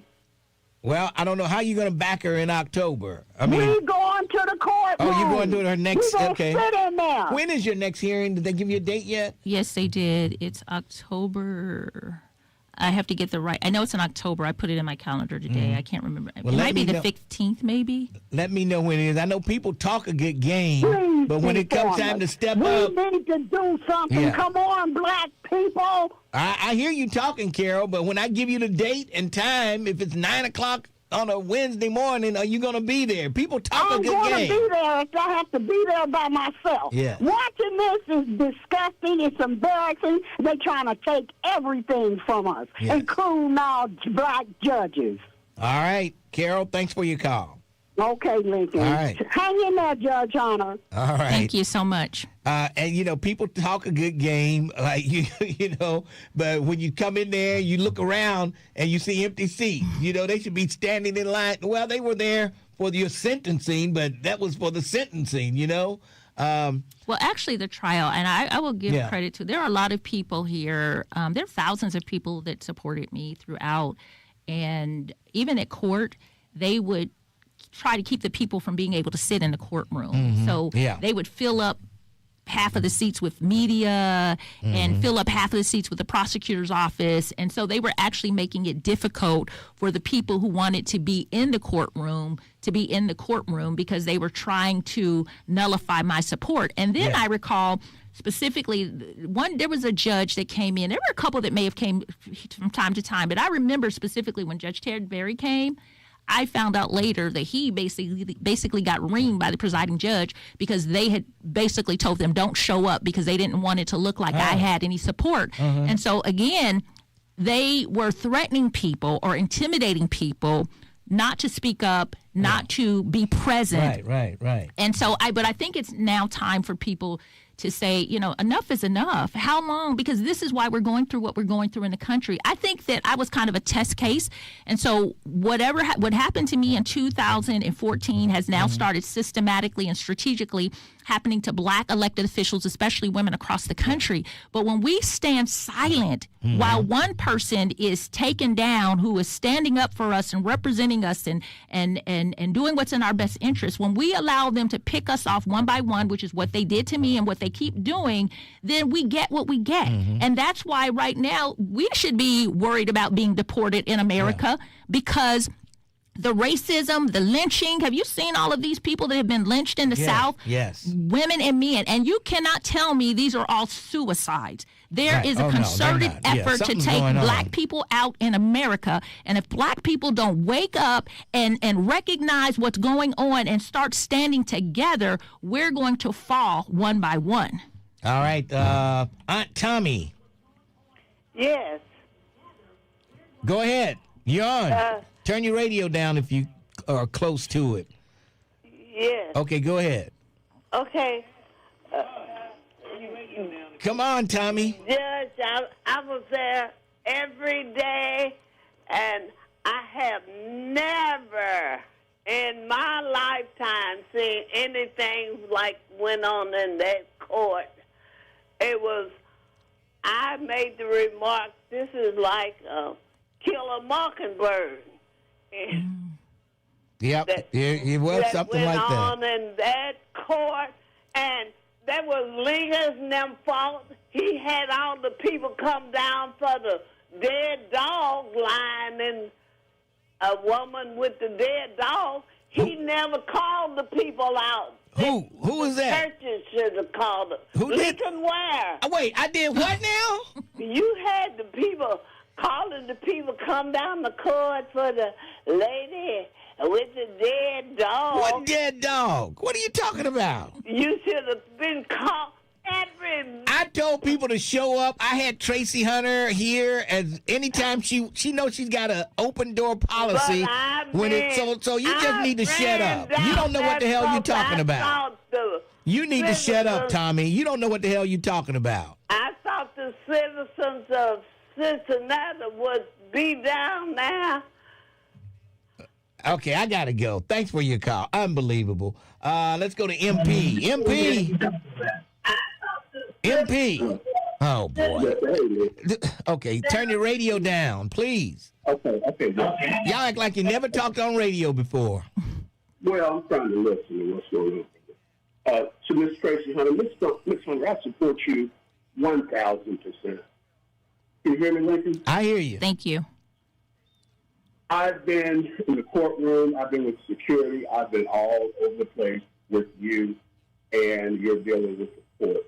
It's so sad. I would like to say, if this city could call a boycott, I would do a media campaign to the fullest, and I would get people on board to help with this injustice. This is a damn shame, and it's fucking stupid. Thank you. All right, thanks for your call. Let's go to Carol. Carol? Hi, I'd like to, first of all, Judge, I don't know you, but I do support you, and I'm saying that because I understand the attack that is on black folks. So I just want to say that. I also want to say that, unfortunately, this city is cliquish. That's why we can't get anything done.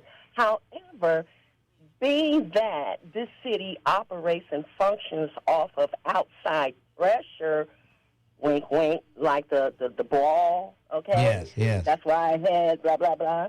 So my thing is, don't Alicia and her father have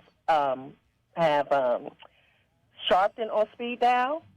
Why can't they go in his ear? I mean, Bobby Hilton has... Let me finish, because I know your relationship, okay? Let's just be honest. That's our problem. We are not truly standing on liberation for black folks. We want to pick and choose which black folks. We're going to stand behind, and that's not right. That's why we ain't getting nowhere. We had an opportunity when we had the black agenda, and what happened? I don't give a damn who brought it out. That was our opportunity to get this thing turned around, but no. Okay, let me say this, Carol. I gotta jump in here, Carol, before I run out of time. And Alicia and her father. Bobby Hilton, Cecil, they all have talked to Sharpton on this. They all have talked to Sharpton. Bobby Hilton, he's part of the NAN, which is Sharpton's organization. Cecil has talked to him and others. So, I mean, they have talked. I didn't say them. I said Alicia and her father. That's who I said. You heard me. Well, I'll have to ask them about that and see what they say. Why haven't they been asked? Maybe they have. I don't know. If they have been asked, I don't know. What happened? Why did they refuse? Come on now, we got to stop playing games. That's all I want to say. Thanks for your call. I stand behind you. Thanks for your call. Now, when is your court date? Do you know yet? When you going back to court? Let me try to find it before the end. I was putting it in my calendar as we walked out of court, but I don't think I saved it, and that's why I can't find it. So let me find it. All right, and if you can't find it before we go, call me back. Okay, I will. You got me on speed dial. Call me back, and I will put the court date out there, the judge and the courtroom and the time, and I shouldn't be able to get down the hallway to the courtroom according to some of these calls here. You know what I mean? So you'll call me back and let me know. I will. The guy they was just talking about, Al Sharpton, is coming up next. And we'll see you tomorrow morning, 10 a.m. Judge Tracy Hunter, thank you for coming by. You know, anytime you have something new developing, all you have to do is let me know. Thank you so much. All right. Let's take it. Well, we're going to wrap it up, and we'll see you tomorrow morning at 10 right here. Sharpton is next on 1230, The Buzz.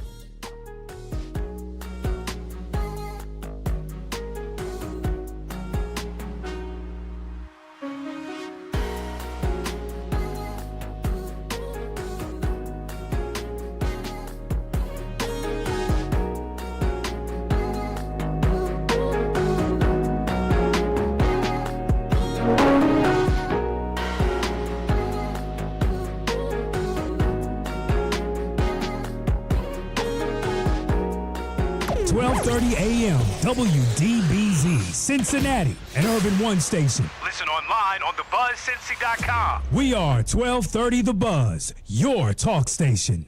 The views and opinions expressed in this program are those of the host and guests and do not necessarily reflect the views of Urban One Incorporated, Radio One, or any of its subsidiary companies. Israel. Be a part of the conversation. Have your say. They don't want a two-state solution. They want to see Israel totally destroyed. Israel is controlling everything about the Palestinians. Their resources, their food, their water, their life. Well, you're giving them no choice. Just keep it real. This thing with Israel is so dangerous, it's almost like starting World War III if we're not careful. Live from the National Action Network corporate headquarters in New York. There's no side that can justify, to me, killing innocent people. Absolutely nothing.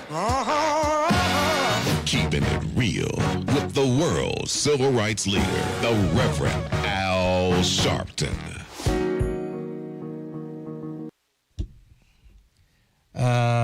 You got lucky. I was James on hold. I was going to let you have it. No, you were going to say two words, maybe one word, and you were going to hear click.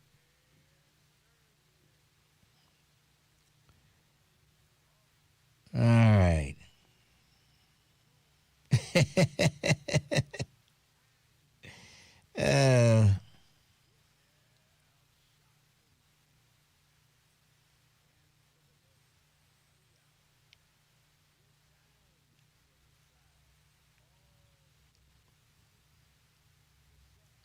Yeah, Aunt Tommy had some smoke for you, Lincoln. Oh, Aunt Tommy didn't know what the hell she was talking about. Oh, boy. She was in a dream world. What dogs? I had people come down there about some dogs. What in the hell is she talking about? I don't know.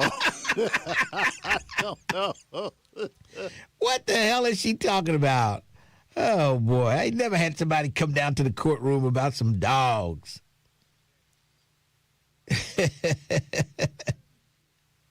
Jeez.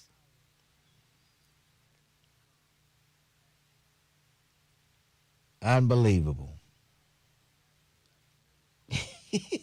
Lincoln. I said, who can Lincoln Ware? She didn't even know she was talking to me. She didn't even say you did. She said Lincoln Ware. She didn't. Oh, boy. Unbelievable.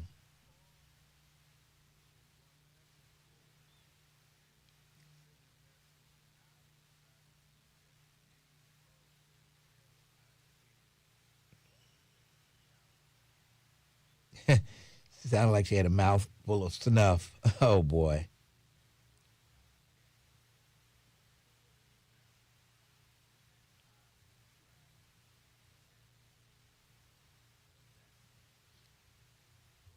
I wonder how Uncle Betty's doing.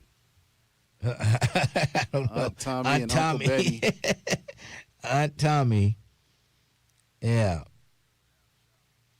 I don't know what Aunt Tommy was talking about.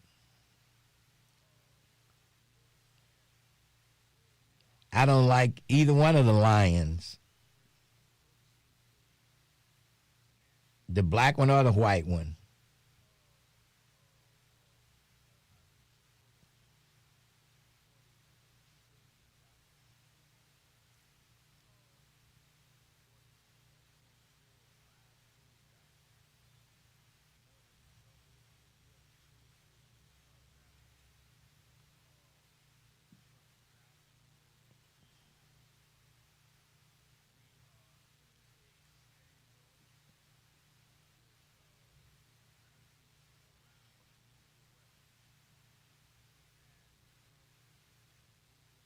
Jack, just ask your mama how Vine Street Betty is doing. She is Vine Street Betty.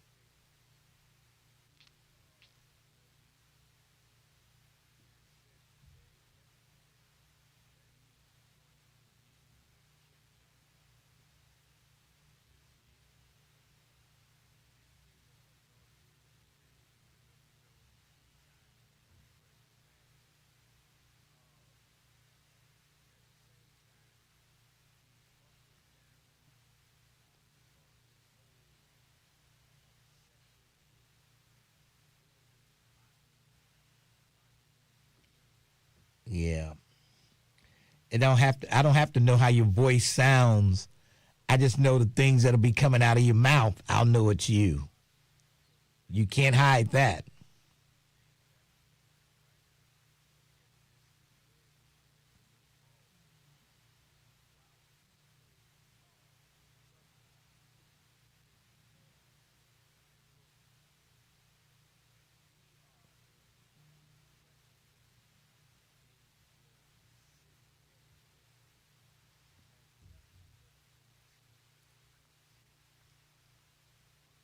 Yeah, the Gold Star tasted the same.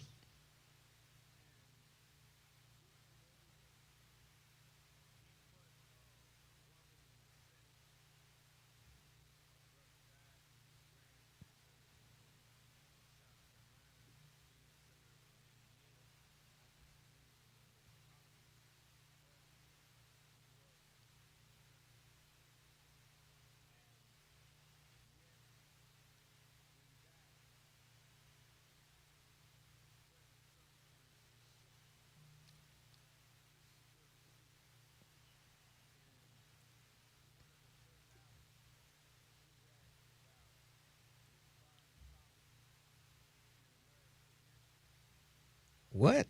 I don't think Tracy thought you were being sincere today.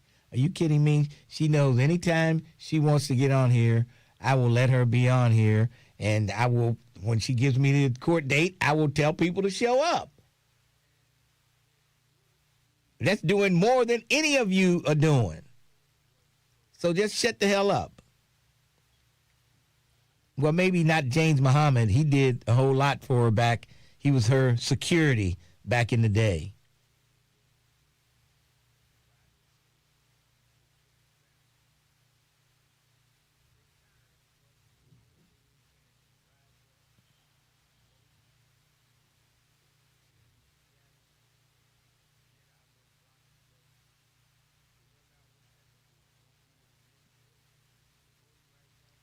You got that right since day one. She'll tell you that. She will tell you that.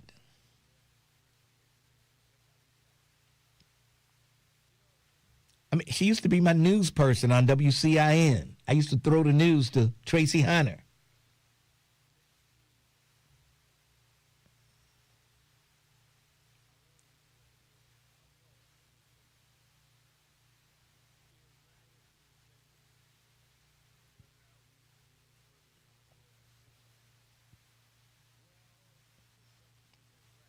He can't prove what she said is wrong. Those hangings are suspicious.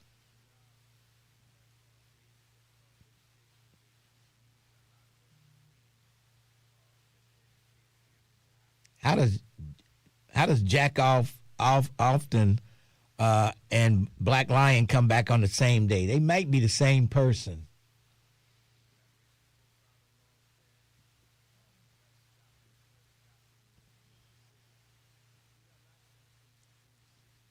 How was your glizzy, Mr. Ware? Huh? Your glizzy. How was The your same, glizzy? same as a regular coney. Oh, really? Oh. Was it supposed to change? I don't know. I don't think so. If there's something special about it, that's why they. I think the only thing changed was the name. It's some kind of promotion. I don't know. Really? Never knew Judge Hunter was on WCIN. Yes, she used to do the news. She did the news on WCIN. I think one day she will get out of this. I really do, Rilo.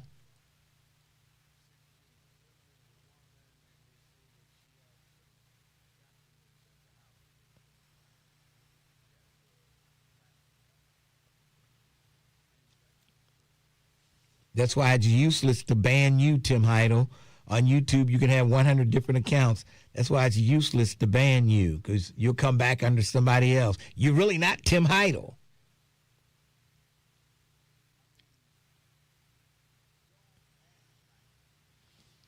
WCIN friends all make sense now. Oh, my God. Jesus Christ.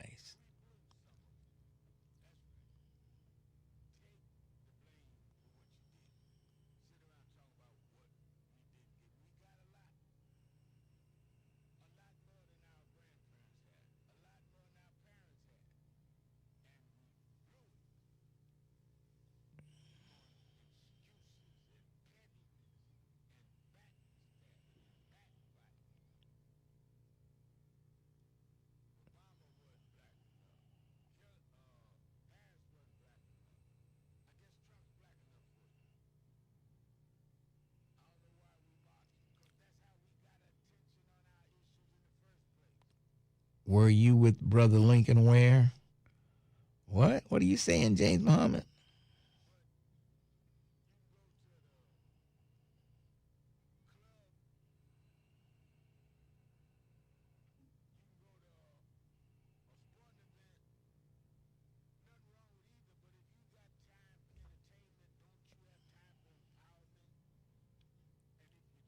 Did Judge Hunter work for WCIN when it was on Glenwood? Yeah. Yep. She worked there when it was on Glenwood. Yes, she did.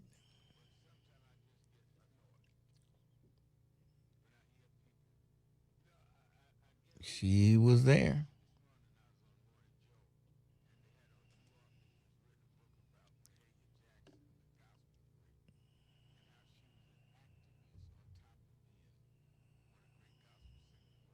Yeah, because you're both idiots, Black Lion.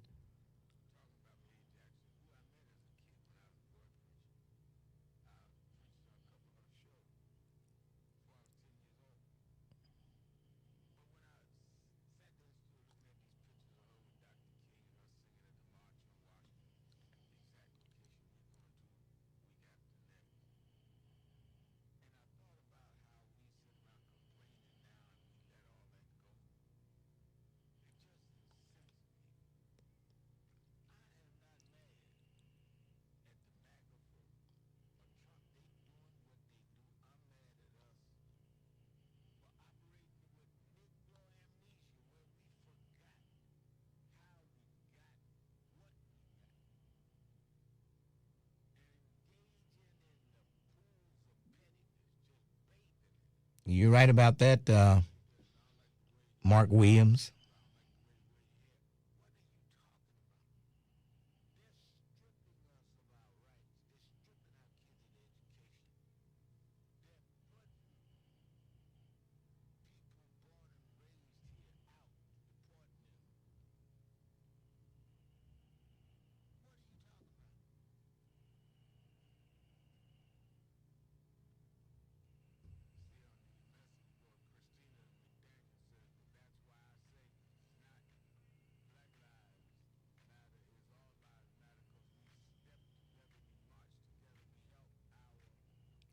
Do the Reds have a chance to make the playoffs?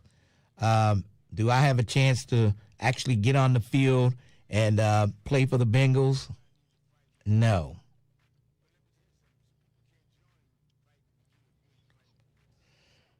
%. Well, lawyers can't talk about their clients. Lawyer, what do they call it? Lawyer, client privilege, client, lawyer privilege, whatever.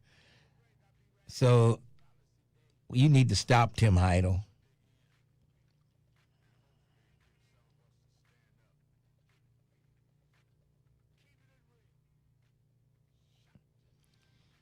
He needs to play quite a few guys. Here the offense looks horrible, and the defense looks real good.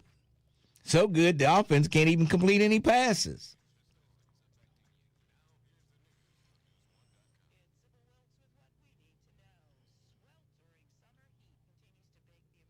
They say it's hard for Burrow to complete any passes. The defense is so good. They winning every day. The defense wins. They play a little game every day. The defense has been winning.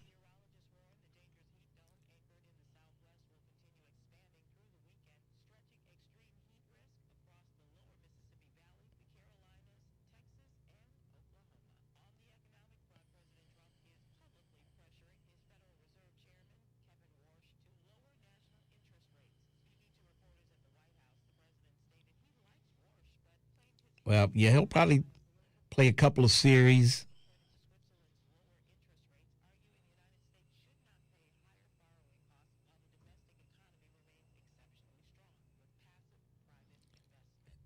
I don't think she has a lawyer now. She's been doing all this on her own.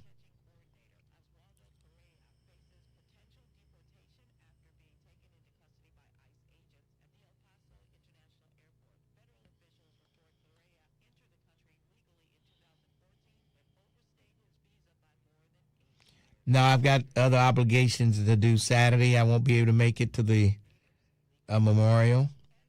I got some other stuff going on. I agree with you on Orlando Brown. He is not the guy he used to be.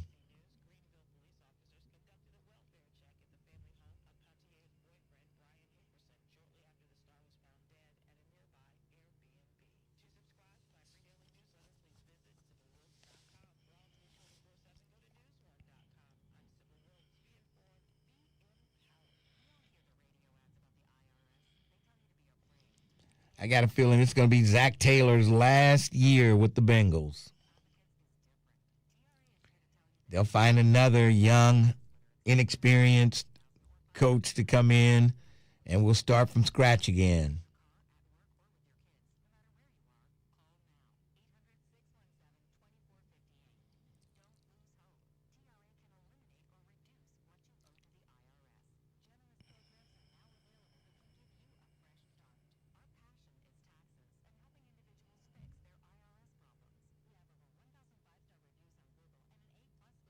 Yes, I heard she was coming, yes.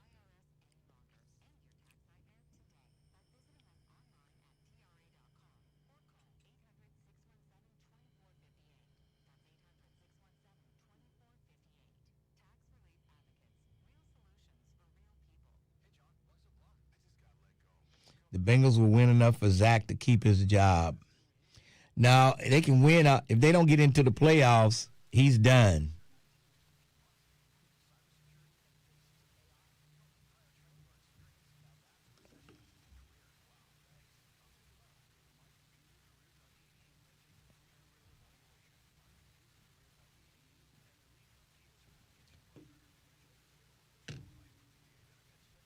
No, she hasn't.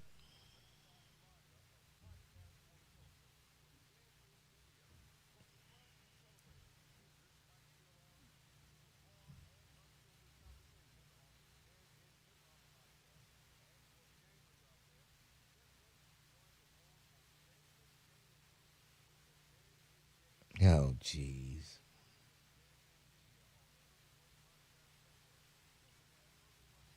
I don't know, not the way they talking about this offense.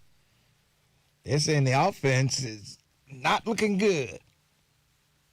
Whether they're trying to fake people out, I don't know. Is he really trying? Or is he trying to build the defense up, make them seem like, they're the best, give them confidence? I don't know.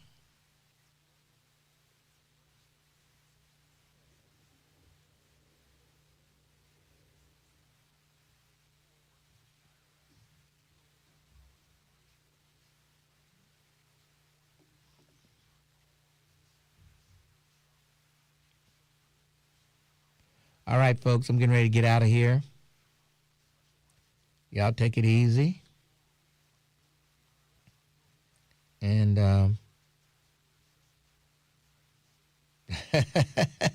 oh, boy. Burrow, Chase Brown, Higgins will provide plenty of offense as long as Burrow stays upright and healthy. If the Bengals go 4-0 or 3-1 in the first 4 games, they should make the playoffs. Yeah, but, that's been a problem for them getting off to a good start.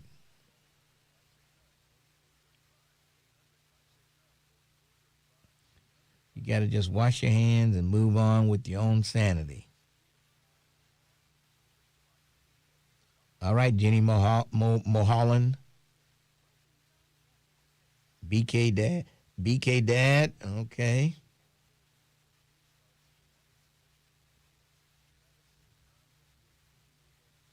All right, folks.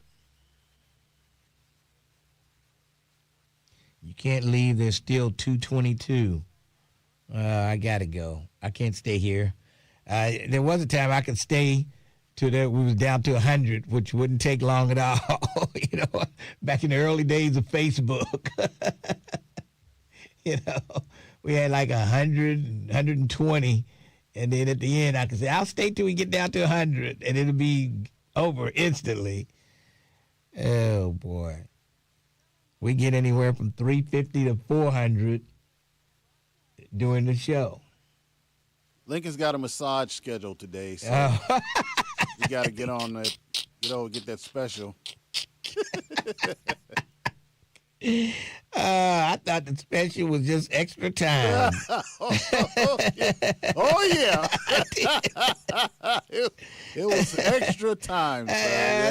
You want special? It means extra time. We give you special time, extra time. I didn't know it was all that.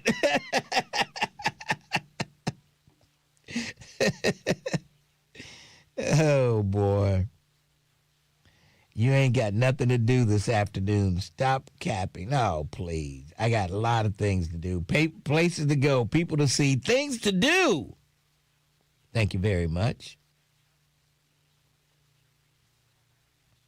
Lincoln, will you break Terrence Howard's record of 45-minute after show? No, I won't break that. No, I don't think it was that long.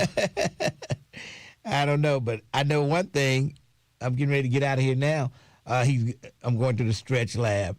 Now, I wish I did have an appointment for the stretch lab. Man, I tell you feel great after a stretch. I'm telling you, older people need to get stretched out. I think it'll make them walk better and everything. Older people need to get stretched. Stretch those hamstrings and those groin muscles. I'm telling you. And ask for the special. No.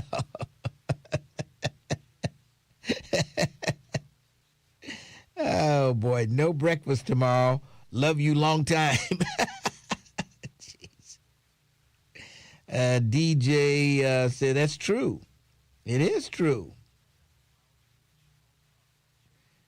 Lincoln asked Terrence about his date. What date am I asking you about? You had a date? Yeah, I went on a date last night, Mr. Ware. Oh, yeah? Yeah, went on a date. How was it? It was great. It was great. Okay. Yeah. All right. I didn't get the special, but it was great. How does she look? Can you describe her? Listen, that's all I want to tell you, Mr. Ware. That's all. I don't want to jinx anything. Oh, that's all boy. I'm gonna tell you. Oh, boy. Okay. Where did you meet her? That's all I'm gonna tell you, Mr. Ware. I don't want to jinx anything. Do I know her? That's all I'm gonna tell you, Mr. Ware. You sound like Dr. Fauci. Yeah. On the advice of my attorney. Yes. Yeah. I plead the fifth. Jeez. Oh, boy. Unbelievable. All right. I'm sure Jerica's going to be happy to hear that you had a date. Yeah. I told Detective Green this morning, too. Oh, yeah? She said, you sound real happy today, Terrence Howard. What you been up to? I said, I was on a date. Oh, really? That's great. Terrence's date was with Lady C. Now, that's a woman that needs a good stretching right there, Lady C. Man, she needs a good stretching and a special. She needs all the stress relief she can get. Oh, boy. Unbelievable. Now Miss Nettie is jealous that you went out on a date. All right. Can I ask where you went on the date? We just went to dinner, and then we went down to the riverfront for a little walk down there, Oh, just man. walking and talking. It wasn't anything extravagant. Did you have your hoodie on? No, I didn't have the hoodie on, Mr. Ware. I had to wear a shirt that was hugging the sleeves, the arms tight around the arms. Yeah. I had to wear that. All right. Yeah. Let her know she was protected. I got a feeling by a man. I probably know her, and I got a feeling you probably met her on the phone over there. I got a feeling that I'm not going to tell you, Mr. Ware. Oh, boy. Unbelievable. Oh, boy. Miss Pittsburgh says, that's very nice.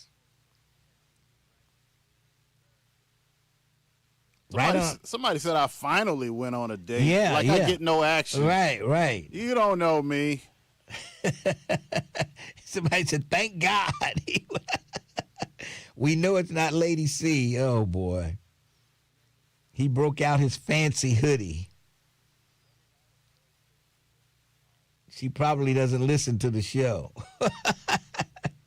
I'm sure she knows the real Terrence Howard. Something just tells me that somebody called you up. I don't want to go on the air, but I want to find out something about you. I plead the fifth. All right, folks, I'm out of here. I'll see y'all tomorrow. I think I'm at home tomorrow. So I figured that. We'll check you out tomorrow from the Montgomery studios. I'm out. Don't forget to take your Jeff Wyler stuff. Oh, yeah. I'm taking it now. I'm taking it. Yeah.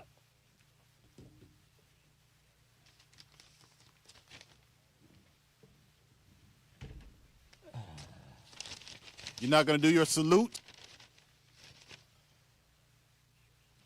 So what? I said you're not going to do your salute? Oh.